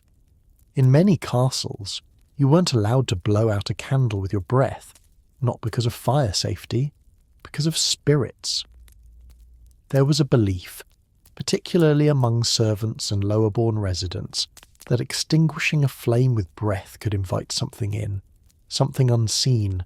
Air, after all, was believed to carry more than scent. It carried messages, souls, mischief.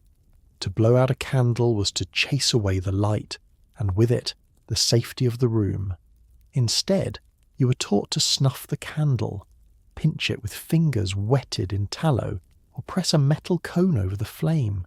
Quiet, clean, respectful. You reach your chamber and do just that, letting the small cap of iron smother the glow. Darkness swells instantly deep and thick. You can hear the pop of cooling wax and your own breath. Nothing else.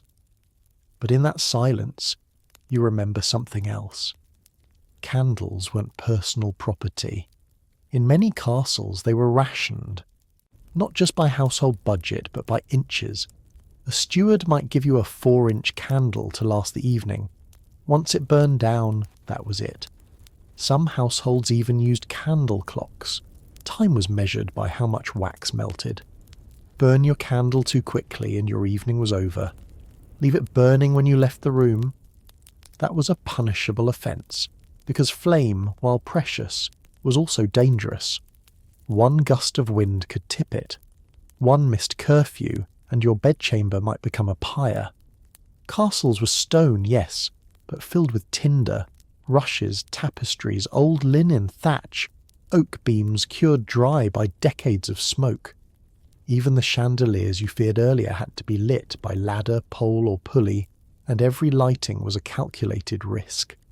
Which is why, most of the time, candles weren't placed high. They were placed low, on wall sconces, table stands or iron hooks just above eye level. Not for elegance, for containment. And the wax, not the creamy kind you imagine. Tallow was far more common, rendered animal fat pungent and smoky.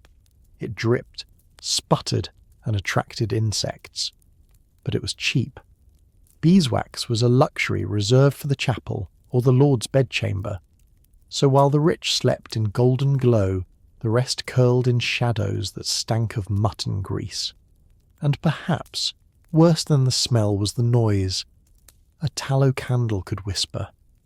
When the fat burned unevenly, it produced a soft crackle or hiss, enough to unsettle, enough to make people believe it was speaking.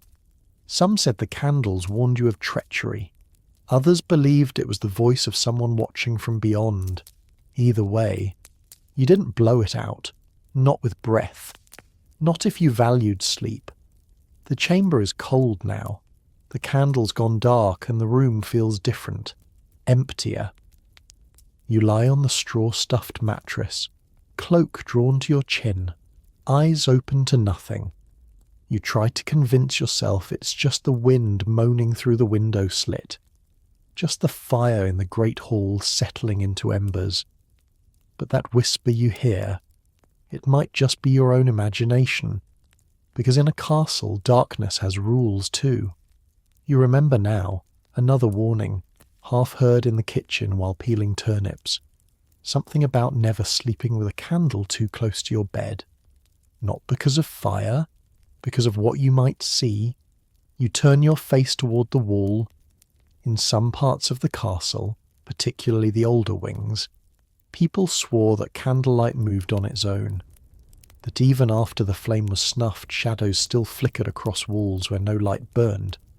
The servants called them memory lights. Not ghosts exactly, just residue, a warning etched into stone. You try to breathe slowly, calmly, but your eyes adjust, and now you can see the room, the outlines of the wall, the black rectangle of the door. Faint starlight filters through the slit window, silver and quiet.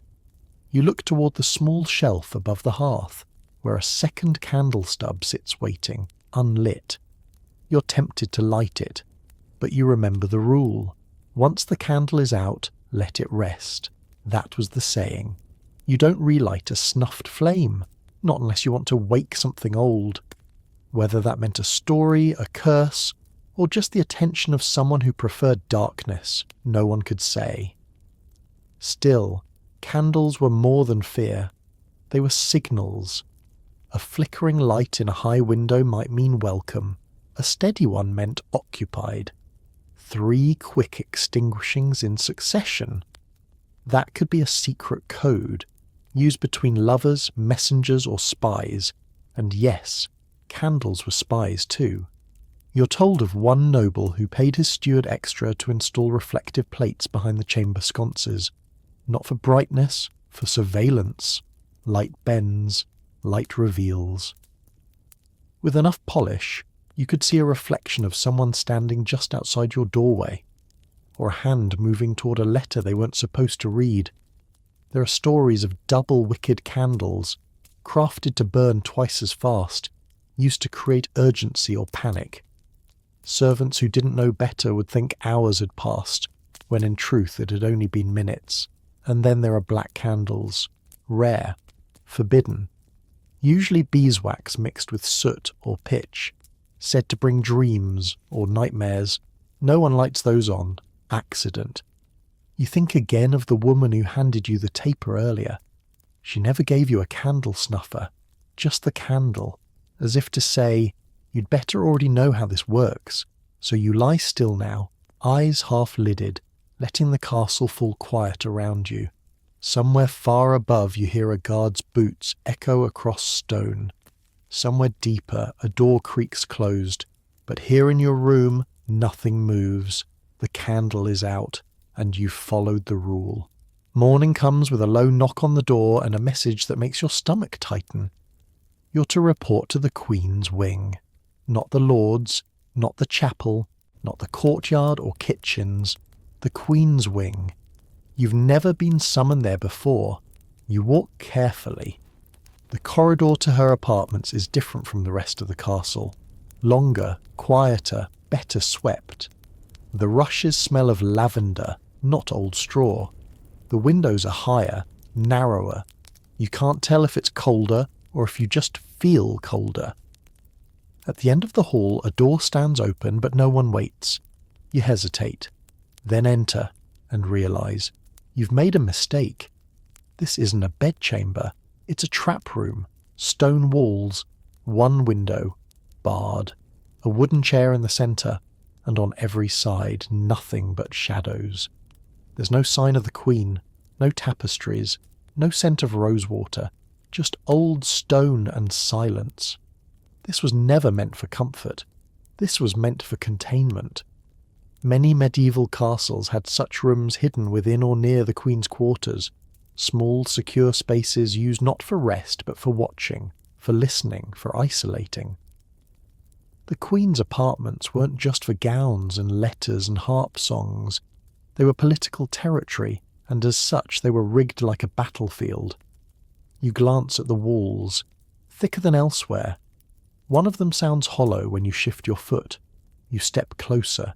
There, a seam, not quite visible, just enough to show a door, sealed from the other side, a listening passage. In many castles, the Queen's chambers were surrounded by these narrow wallways. Servants, trusted ones, would wait silently in them, ready to report anything heard through cracks, vents, or false grates. Even the fire grates sometimes had hidden channels built into their sides, carrying whispers from one room to another. You sit on the chair. You've got no orders, no instructions, and no idea how long you'll be here. That too is part of the design. Because the Queen's wing wasn't just a private residence. It was a courtroom, a negotiation table, a prison, and sometimes a chessboard.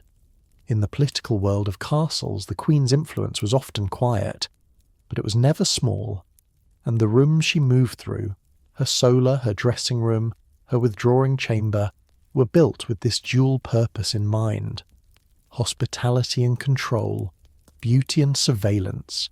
Some even say the Queen's most trusted ladies-in-waiting didn't just dress her, they watched her. For her, against others, sometimes against her. You rise from the chair and inspect the walls again.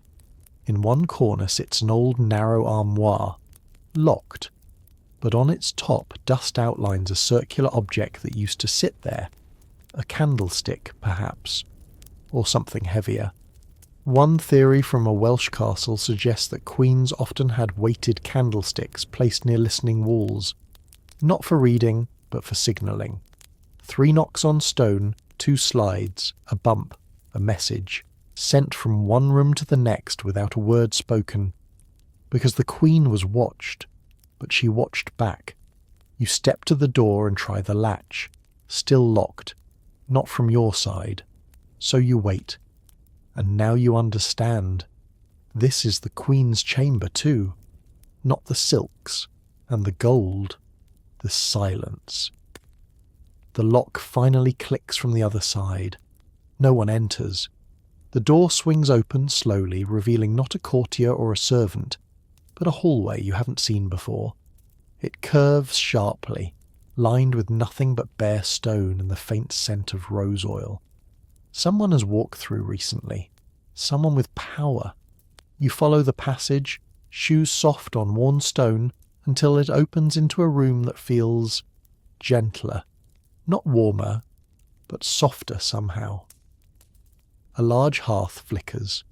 The light falls on a carved wooden screen, a writing desk, and a single high-back chair turned away from the door.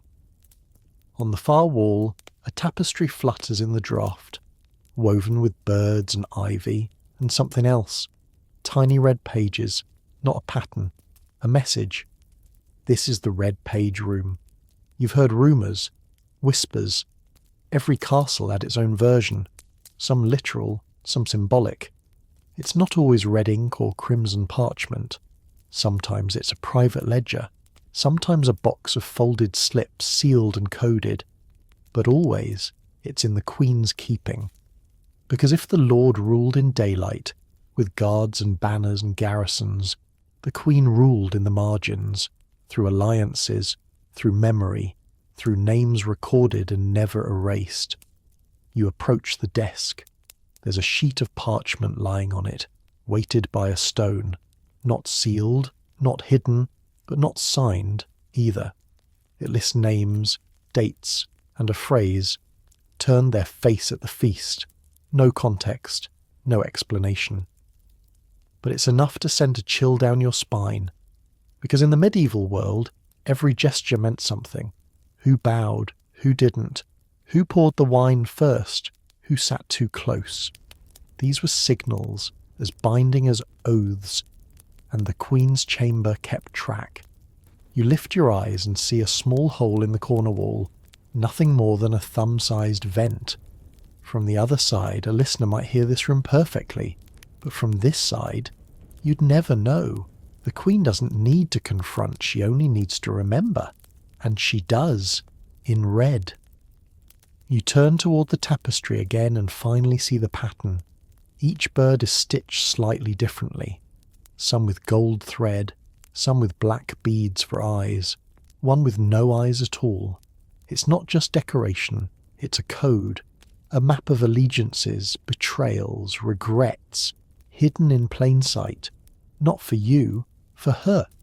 In one southern castle, the Queen reportedly kept a loom near her bed, not for weaving cloth, but for weaving messages.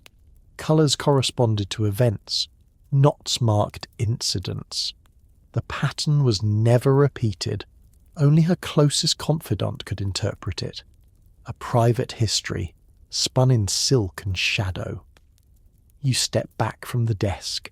This room was never meant for sleeping. It was meant for remembering, recording, responding. The Queen's Wing isn't just a sanctuary, it's a system. One that breathes in secrets and exhales silence. One that watches without walls. One that answers only when the castle forgets to. And just before you leave, you see it. The edge of a red page half tucked into a book on the shelf. Unlabelled. Waiting. You wake to your chamber door rattling open again. But this time it's not a steward or a page. It's a kitchen boy, barely old enough to carry the broom in his hand. "You're wanted in the upper hall," he says, avoiding your gaze. You recognise the tone.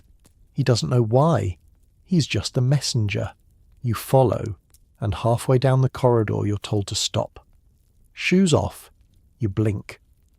But he's already pointing at the worn wooden steps leading upward. No boots, no clogs, no sabatons, only stocking feet. You kneel and untie your laces, because in this castle you do not wear shoes upstairs. The rule is unwritten, but absolute. You take your first step onto the polished oak and immediately feel the difference. No straw, no dirt. The floors up here aren't covered in rushes. They're bare, oiled, clean, and oddly warm. There's a scent of beeswax and thyme. You try not to make noise. That's the point. In the upper halls, especially those near the private chambers of the noble family, silence was enforced through architecture. Floors were kept bare not for style, but for sound discipline. Shoes scuffed, clogs clacked, and a servant who couldn't move quietly couldn't be trusted near the business of the elite. You continue barefoot and realise something else. The floor dips slightly in the centre of each board, not visibly, but you feel it. Footpaths, worn smooth by generations of cautious steps, and not just by servants, by nobles too. These boards remember where people walked, who paused, who hesitated outside a door they had no business near. You pass a linen cupboard built directly into the wall, old oak with a carved handle, at its base a brush strip, not to protect the wood, but to clean your feet as you pass. One more layer of silent cleanliness. In a hallway this clean, any stray dirt is a confession. You're told the rule began after a fire years ago. A servant's muddy boots tracked into the upper hallway. That mud contained a coal, hidden in the heel. The sparks didn't show until hours later. By then, 3 chambers had caught. Since then, no shoes, no exceptions, but it goes deeper than fire safety. The no-shoes rule reinforced separation. Nobles and their families might walk barefoot on warm wood, scented with herbs, below stairs, cold stone and rushes that hid rot and fleas. The floors themselves reminded you of your place, and if you dared to forget, there were punishments. You reach the top of the stairs and see a worn mark on the banister. 3 notches carved into the wood filled with wax. You ask about them later and learn the truth. The shoeless penalty. For each offence a servant lost a shift of work. 3 offences, and they were sent outside the walls for a month. Not fired, not beaten, just exiled. The wind and mud would teach them faster than any lash. You walk softer now, every step a quiet apology, every board beneath your feet a history book. You're ushered down the upper hall, your stocking feet gliding soundlessly across the polished boards. Around you, the castle feels different, lighter somehow, but not freer, just more exact. Every creak, every breath seems like an intrusion, and then you reach the threshold. The doorway ahead is narrower than usual, flanked by carved wooden posts darkened with age. Above it, a lintel beam carries an inscription, not in Latin or French, but something older. No one explains it. They never do. You bow your head instinctively as you step through. Beyond is the solar, the most private of the private chambers, a sunlit sitting room reserved for the lady of the house, her closest attendants, and the rarest of guests. You've only seen it from a distance before. Now you're inside, and the first thing you notice, the floor feels soft, not like earth, not like straw, but like something that wants to give just slightly beneath your weight. You glance down and realize it's layered, not with rushes, but with thick woven cloth, woolen mats stitched together and laid underfoot, not only to warm but to muffle. This room isn't meant to echo, because what's said in here isn't meant to be heard elsewhere. A woman you don't know gestures toward a bench, and you sit. She offers you a basin and a cloth. Another rule. You're expected to wash your feet before staying long, not out of courtesy, out of respect for the silence. You watch as another servant enters and drops to her knees immediately, inspecting the floor where she walks, smoothing out a corner of the mat with careful fingers. Then she rises, adjusts a nearby window shutter by precisely one notch, and disappears again without a word. This is the level of attention expected here. You glance around. The walls are panelled wood, not stone. A small fire crackles low in a hearth carved with animals and vines. The windows, smaller than those in the great hall, are glazed, not clear but coloured. Rose and amber panes cast soft light across the walls, tinting the silence gold and pink. And just above the windows you spot them. Hooks, small iron ones spaced evenly along the beam. Empty now, but they're not for lanterns. They're for curtains, heavy woolen ones that could be drawn across the solar in moments, dividing the space into zones of speech, privacy, or even judgment. A lady might sit behind one listening, while two others argued before her.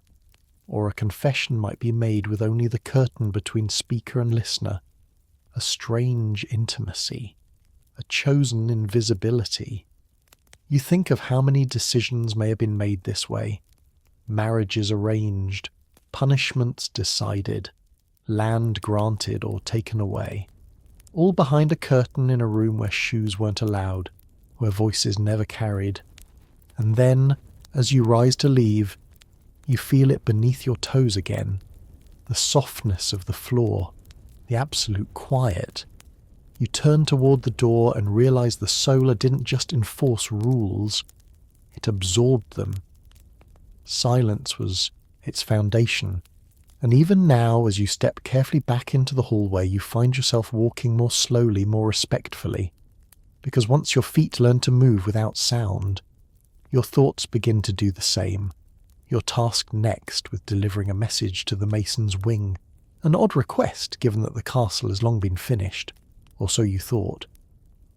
But castles were never finished. They were always being altered, repaired, expanded, patched.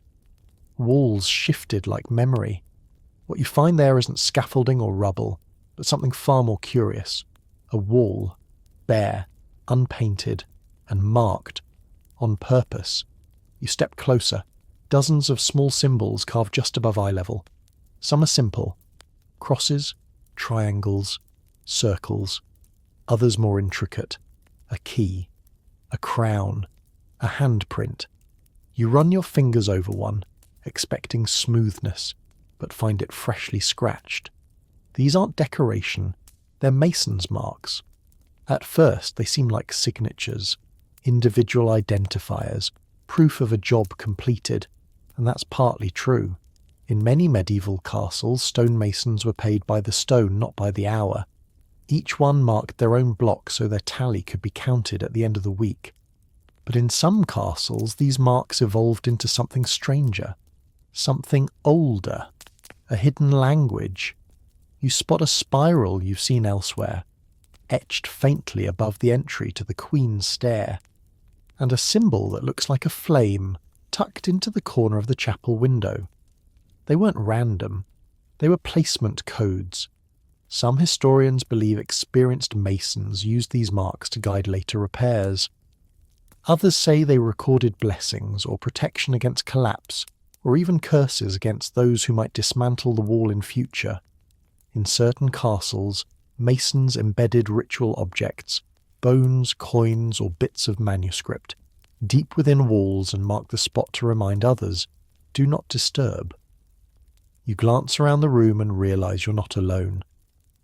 An older man is hunched by the wall, polishing a smooth slab with chalk. His hands are stained white. He looks up once, then returns to his work. You watch as he draws a curve, then a hash mark, then taps the stone 3 times. He's not building anything. He's remembering something. Later, you're told that some walls, especially those that had stood for more than a century, were considered alive. And like anything alive, they had to be recorded. Marked when altered, marked again when touched. No brick swapped, no corner cleaned, without a trace left behind. You think of it as a ledger, but it's more like a diary, and not just the masons wrote in it. On your way out, you pass another wall, this one in a servant's passage near the armoury. It's hidden behind a curtain, barely lit by the sun. But here, the marks are different. Names, dozens of them, scratched crudely into plaster, some with dates, some just initials. One says, M saw the fire, another, gone before Lent. This isn't the steward's record. This is the castle's memory, scratched in by its quietest voices, and now that you've seen it, you can't unsee it. Every wall might be telling a story. Every scratch might be a name, a warning, or a secret. You lay your palm on one of the stones. It's cold and very much awake. You keep your hand against the wall a moment longer, half expecting it to pulse beneath your skin. It doesn't, of course, but still, the air feels thick, as if the stone remembers not just touch, but intention. When you finally step away, your fingers are dusted with fine chalk. You brush them off, but some of it stays.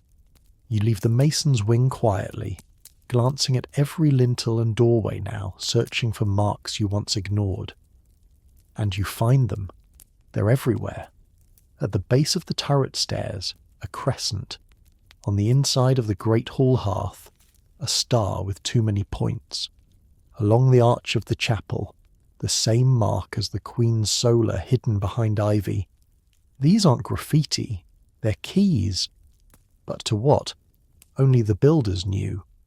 Back in the lower hall, you pass a boy cleaning rushes from the floor. He's scraping at a board near the wall, and you notice he's careful, not touching a small iron tack driven into the beam. It's barely visible, but it shines too clean. You ask what it is. He shrugs. Steward says not to move it, says the wall will shift. And he's right. That tack marks a floating panel, part of the castle's flexible architecture, sections designed to expand, contract, or be removed entirely. Builders left signs so others wouldn't blunder into structural failures. Because castles weren't frozen in time, they moved just slowly. Later, in the archives, a room thick with dust and parchment, you stumble on a crumbling floor plan. It shows the castle as it was 50 years ago. Several walls are marked with circles. One reads, "Filled in, marked with rose." You remember the rose-carved stone near the kitchen stairwell. You remember someone knocking on it twice last week, then pausing. It hadn't seemed strange at the time.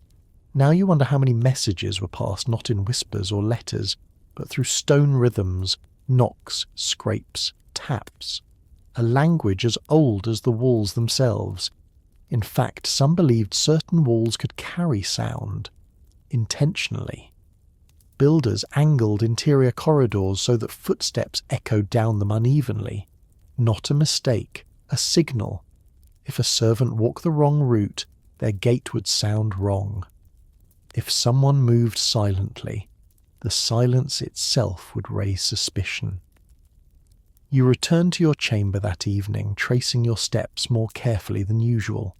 At the arch just before your door, you spot a tiny sunburst etched into the lintel. You've walked under it for days, never noticed. You ask the laundress later what it means. She glances around before whispering, "That's the clean wall." "The what?" "For dyeing," she says. "They put the bodies there before they're carried out, sun for passage." You sleep a little less soundly after that. Because once you learn the walls are talking, you start wondering what else they've seen, what they've held, what they're waiting to say again. Some castles had chaplains bless the walls each spring. Others scrubbed them with rosemary water during outbreaks, not to clean the stone, to reset the memory. And now you wonder, if a wall forgets, does the castle become new again, or more dangerous? You lie awake that night, tracing the grooves in the mortar above your bed. They weren't made by time. They were made by hands. Hands like yours. The castle has wells. You've passed them often. Round stone mouths in the courtyards. Quiet and still, sometimes capped with wooden lids, sometimes not. You've even drawn a bucket once or twice. The water was always dark, cold, heavy.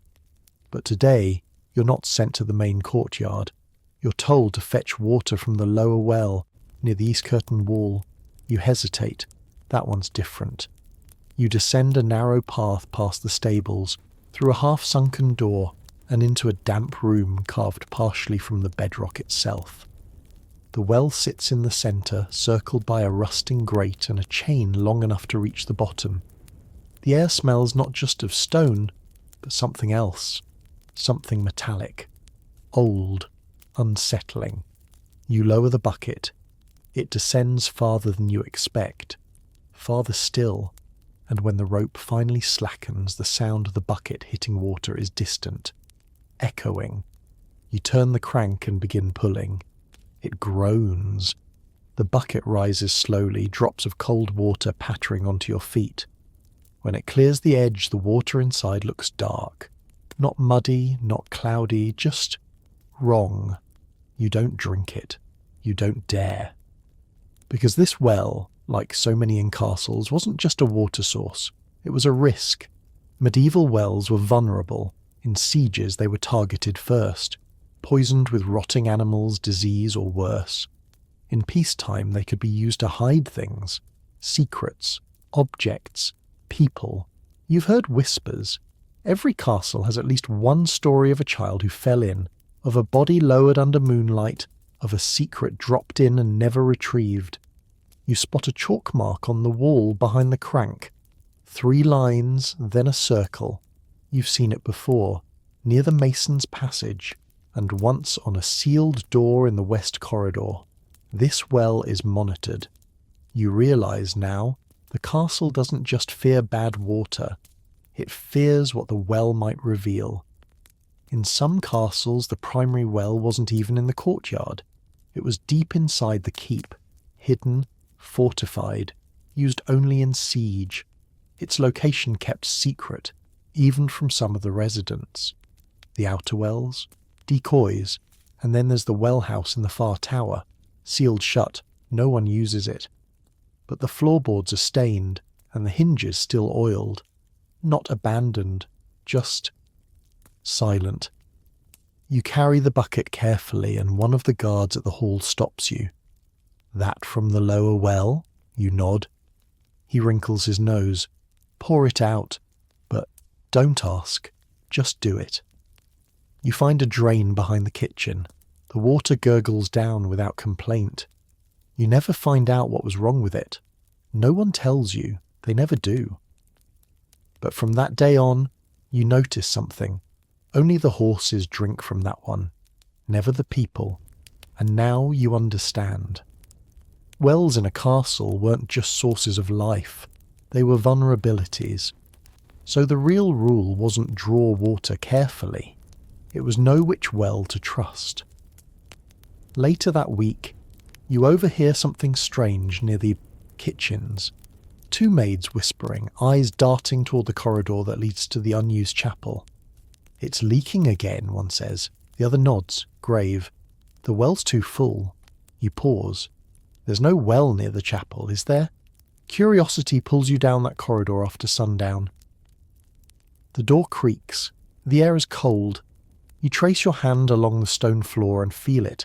Dampness seeping between the cracks. Not rainwater, not spilled wine. It smells earthy. And below your feet, the faintest sound, dripping. The well is beneath the chapel, but no one draws from it. Instead, someone stacked large pots over the grating. Heavy ones.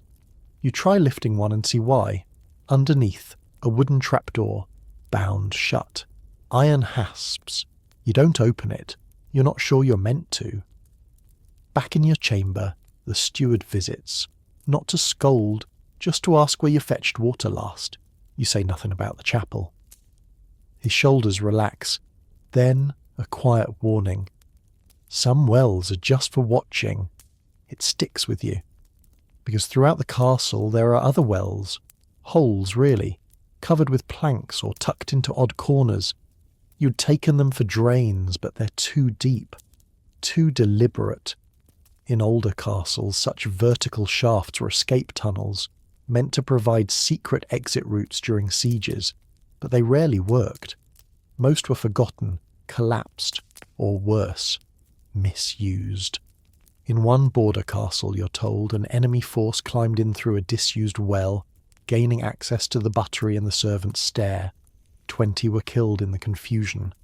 Afterward, that well was filled with rubble, then bricked over, then blessed. 3 times. And still, the stones above it are marked. You remember now the guards who toss salt into the courtyard well every month, not for flavour, to weigh it down. Old beliefs die slowly. Many still think water holds memory, that whispers dropped into a well will be echoed days later, that dreams come truer when slept beside one, that curses, to truly hold, must be poured in drop by drop while the moon is high. And while you'd laughed at such stories before, the longer you live within the castle's walls, the more you feel the logic beneath the oddness. Not superstition, survival. A single poisoned well could undo everything. So yes, they watched them, marked them, hid them, honoured them. In one hilltop fortress, the final defence was a secret well with a false bottom, beneath which sat the Lord's emergency food, coin, and records. When the siege ended, no one could remember exactly where it was. They say it's still there, full, waiting. Your final task before bed is fetching warm water for the master's basin. You draw it from the courtyard well, the trusted one. The rope feels firm, the bucket clean, and yet, as it clunks over the edge, you hear something faint from the deep below. Not dripping, not wind. A voice? No. Just your own breath echoing off stone. You wait, pull it up, step, away, and this time you don't look back. You rise early today, summoned not by the steward, but by the master's groom. The Lord is leaving and you're to accompany him for the send-off. Not as part of the train, of course, just to open the outer gate, which means you'll finally witness the drawbridge ritual up close. The castle gates are rarely opened fully, not without ceremony, and certainly not without half the garrison watching. This isn't just about security, It's about rhythm, the rules of passage, who enters, who waits, who watches. You walk briskly down to the gatehouse, passing the long iron chain embedded into the wall. It disappears upward through a slot in the timber roof. That chain runs to the winch room above, where the bridge is raised and lowered using a cranking system so complex it takes 4 grown men to operate it smoothly. But it's not the mechanism that fascinates you, it's the ritual. The guards are already in position, 2 in front, 2 above, one with a horn, another with a bell. These aren't just for show, they're signals. Coordinated actions honed over years. Because when a gate fails to open properly, or opens too fast, things go wrong. Carts tip, horses panic, enemies notice. A flag is waved from the tower. The bell rings once. The horn sounds short, then long. The bridge begins to descend. You watch as the thick wooden span, dark with age and grooved from countless wheels, eases down slowly, guided by iron arms and chains as thick as your wrist. It lands with a deep, satisfying thud. Dust billows upward from the earth, but no one moves yet. A pause. One of the guards checks the locking braces beneath. Another peers along the hinges. Only when they give a nod does the horn sound again. The portcullis rises, and only then does the Lord's train begin to emerge. Horses first, then carriages, then footmen. And at the centre, the Lord himself, wrapped in a thick cloak, seated atop a massive destrier. He does not look at you, but you look at everything. Because this is the rule you've never truly understood until now. Movement through a castle isn't casual, it's rehearsed, designed. Every part of it meant to impress, protect, or control. Once the train departs, the process reverses. Portcullis down, bridge raised, chains groaning, then silence. The entire moment takes less than 20 minutes, but you feel like you've witnessed a coronation. One of the guards catches your look and smirks. "Thought it was just a bridge, didn't you?" You nod sheepishly. He claps your shoulder. "Don't feel bad, most think that. But the drawbridge, that's not just wood and chain. That's the castle's handshake." A week passes, and you're summoned again. Not for the gate, but for the inner drawbridge. You didn't even know it had one. But as the steward leads you past the kitchens and through a long torchlit passage, you realise there's a whole part of the castle you've barely seen. At the end of the corridor is a thick, wooden door with iron bands. Behind it, a bridge. Smaller than the one at the outer gate, but still built to raise and lower. And below it, not a moat, a pit. Dry now, but once filled with stakes, or firewood, or boiling waste if rumours are true. This inner bridge leads to the Lord's private residence, the final redoubt. The place he'd flee to if everything else failed, and to reach it, even you must be searched, your hands inspected, your shoes checked. You're not carrying anything, but still they ask you to swear loyalty at the threshold. Then slowly the small bridge lowers. It creaks. Less elegant than the main drawbridge, more deliberate, and for good reason. You're told that, in older days, the inner bridges were traps, made to collapse beneath enemies if triggered wrong.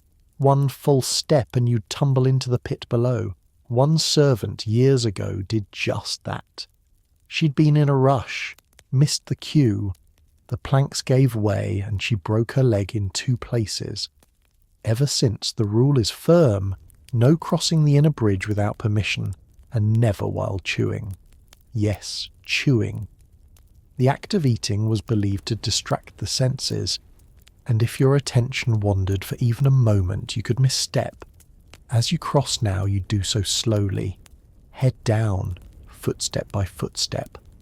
The guards don't smile. This is not the part of the castle for warmth. This is for preservation. The Lord's quarters are behind another set of doors. You glimpse them for only a second.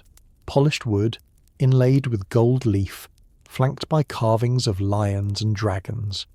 And just above the threshold, a peephole. No, not a peephole. An arrow slit, a narrow one, just wide enough for a small crossbow bolt. This isn't a residence. This is a fortress within a fortress. And you begin to understand another odd rule. A true castle never has only one front. Everything that appears to be an entrance has a backup. Every gate has a gate behind it. Every bridge a replacement. Even the castle lord himself, if threatened, has a double. A man trained to wear his clothes, ride his horse, appear at a distance. You learn this not from a steward or a scroll, but from the blacksmith's daughter, who once spotted the double riding north when the real lord was secretly injured. You ask how she knew. She shrugs. The double didn't limp. Now, standing on the far side of that second bridge, you realise just how deep the layers go. The drawbridge is not a convenience. It's a barrier, a statement, a warning, and it swings both ways. It starts with a whistle. Not from the guards, not from the wind, but from the cook. She's humming while stirring something thick and dark in a copper pot, and you only notice it because she stirs counterclockwise. Always. You ask why. She narrows her eyes. Clockwise lets the devil in. Right. Hey guys, tonight we step into a castle, but not the majestic fairy tale kind. No, this one's drafty, echoing with footsteps and full of rules that seem totally absurd until you live them. You'll be ducking under low doorways, sidestepping ancient chamber pots, and tiptoeing past rooms that definitely weren't built for comfort. But somehow, every weird little quirk you stumble across served a purpose. A clever one. You won't believe this. Even the staircase is judging your sword skills. Alright, before you get too cozy, go ahead and smash that like button and subscribe, but only if your heart says yes. And hey, drop your location and local time in the comments. I love seeing where you're all listening from. Dim the lights, get that fan going for some background vibes, and let's chill into tonight's little adventure. You're approaching the castle gate, a thick wall of oak reinforced with black iron studs. You expect a grand open drawbridge. Instead, you're directed to a cramped side door, low, narrow, and tucked behind a corner. You squeeze through, only to be greeted by a sudden turn in the wall, then another, and another. You're not inside yet. You're trapped in a funnel of sharp angles and bottlenecks, hemmed in on all sides. It's frustrating, until you realise you've just walked through a murder zone. That side door, known as the postern, wasn't meant to welcome guests. It was designed for defence. If you were an invading soldier, you'd be forced to drop formation, duck single file, and stumble blindly into a narrow corridor with archers aiming straight down at you from above. You look up now and spot them, those murder holes in the ceiling. They were ready to pour boiling oil, stones, or something nastier, and you're not even in the main hall yet. Castles weren't about luxury. They were about survival, and that meant designing every entrance, hallway and courtyard to slow down intruders and confuse even the boldest knight. You step into the courtyard and notice another oddity. The massive wooden doors you expected to swing open like the gates of heaven, they're barely used. Instead, traffic flows through zigzagging paths, side passages, and strange, angled portcullises. The whole place feels intentionally annoying, and that was the idea. The main gate was a trap. Once it opened, enemies could rush in, so it was used sparingly, often kept closed with a chain. Even the drawbridge wasn't always down. Instead, castle residents came and went like sneaky squirrels, through back doors, spiral passages, and hidden gatehouses. You pause at a turning point in the wall, noticing how the stone juts out, forming a blind corner. This isn't just bad design. It's a brilliant strategy. Defenders could hide behind those projections and ambush attackers, Some castles even added false doors, completely useless, but designed to trick invaders into dead ends. And if you're wondering why everything feels so lopsided, here's the kicker. Some gates opened inward, not outward. Why? Because a battering ram couldn't push in what was bolted from behind. It had to pull, and few siege engines were built for that. Just think, something as simple as which direction a door swings could decide the fate of a kingdom. So yes, the next time someone complains that old buildings make no sense, remember this. Every curve, crack, and creaky hinge might have saved someone's life once. You're still standing near the entrance, and already the place is playing games with your sense of direction. The gatehouse looms behind you like a stone throat swallowing anyone foolish enough to rush in too fast. You glance back and realise something unsettling. From the outside, it looked like a straight shot inside. From here, it's a maze of corners, bars, and shadows. The castle didn't invite you in, it tested you. You walk a few steps and stop beneath a dark slit in the ceiling. Instinct makes you flinch. Even now, centuries later, your body understands what your brain hasn't had time to process yet. This was a kill zone. Above you is a narrow opening, just wide enough for a bucket, a boiling pot, or a sack of rocks to be dropped straight down. In real sieges, defenders didn't rely on just swords. They used gravity, fire, and terror, and not always clean ones.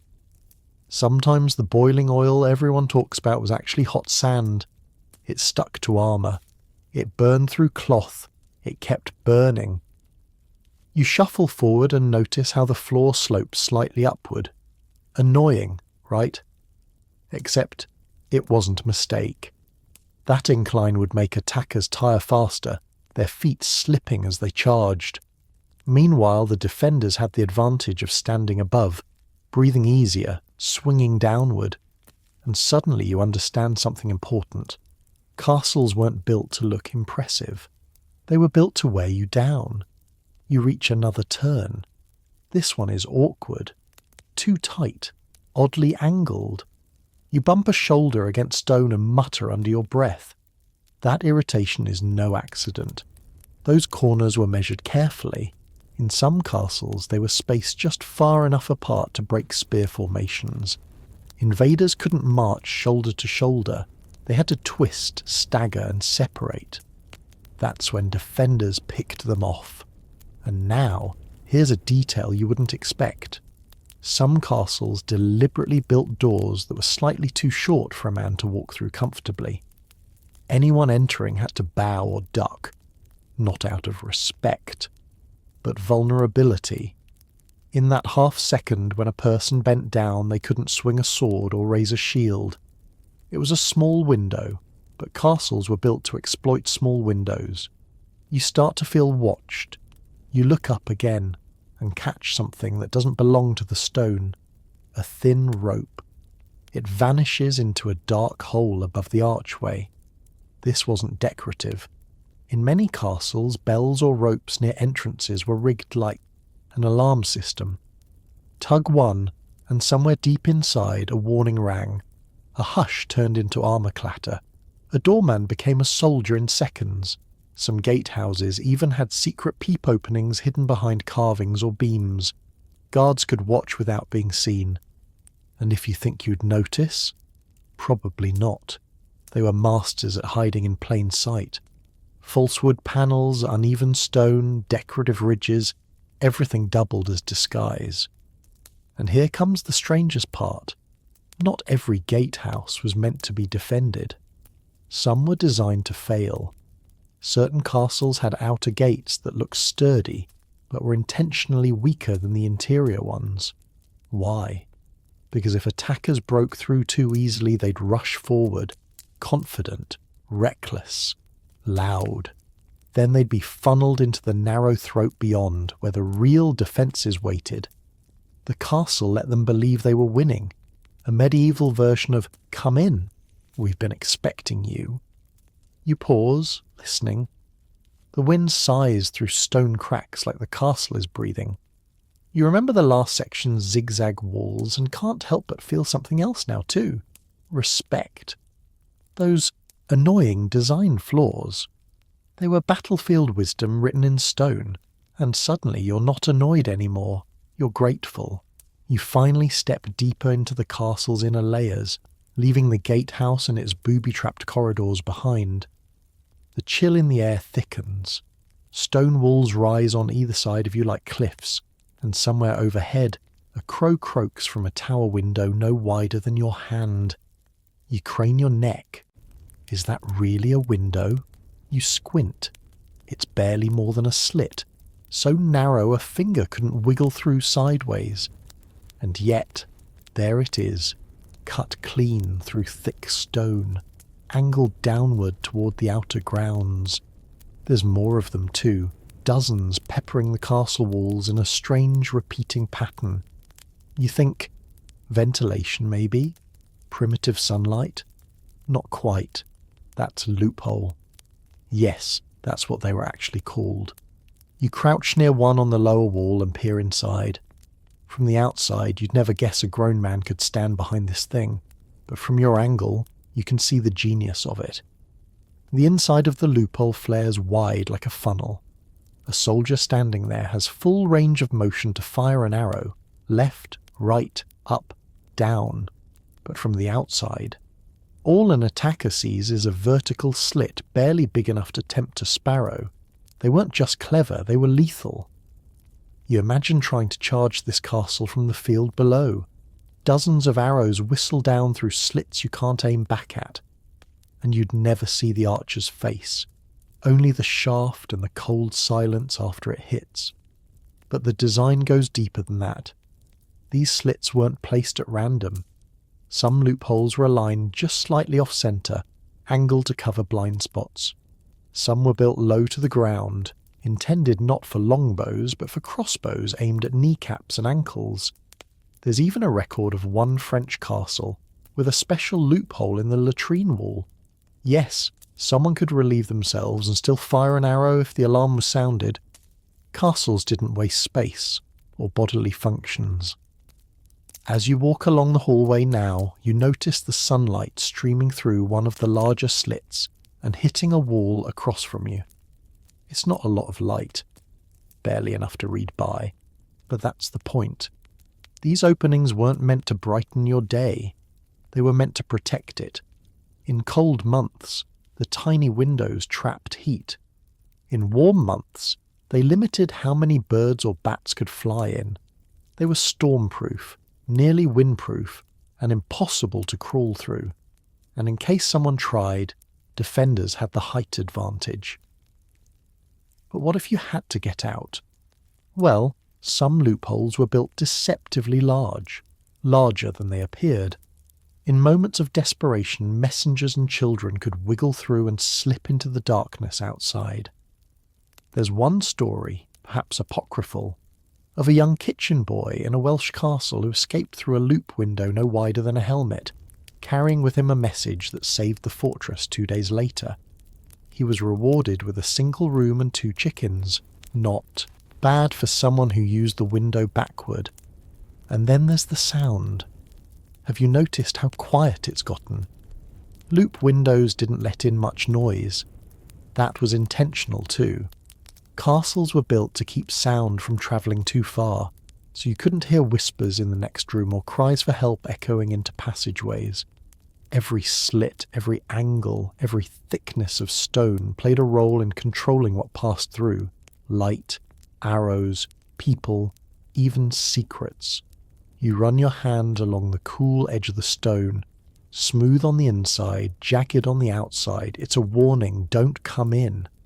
You follow the corridor to a corner tower where the wall grows even thicker, nearly twice as deep as before. At first, it feels like overkill, but then you realise something odd. The loopholes here are wider at the bottom. You lean down, testing the angle. These weren't for archers, these were for pouring. From these larger splayed slits, defenders could dump anything on enemies directly below. Scalding water, burning oil, spoiled meat, or even buckets of quicklime, intended to blind, choke, or terrify invaders climbing the walls.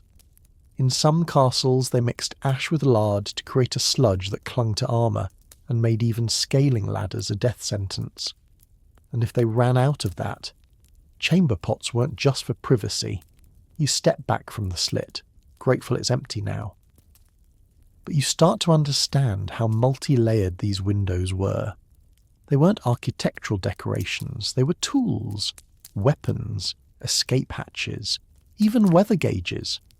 Some castle loopholes had grooves worn into their ledges from centuries of rainwater dripping down.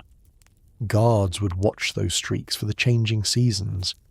You wander into a smaller room now, an archer's post, judging by the dozen tiny slits around it.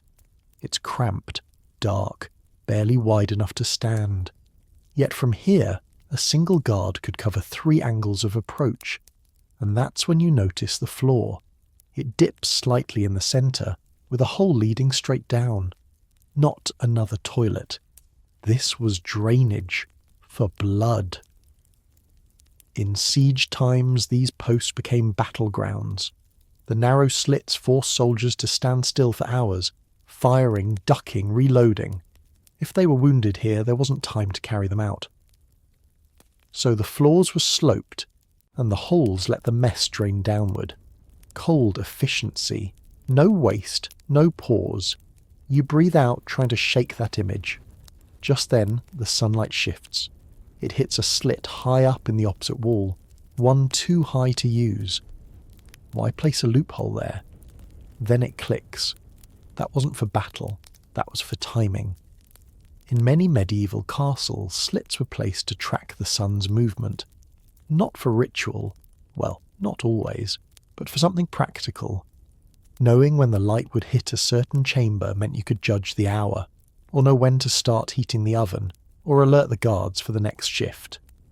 Loopholes were clocks before clocks. Even more astonishing, some of these slits were designed acoustically. In stone towers, narrow vertical openings could carry sound upward like a funnel. A whisper at the bottom might be heard 2 floors above,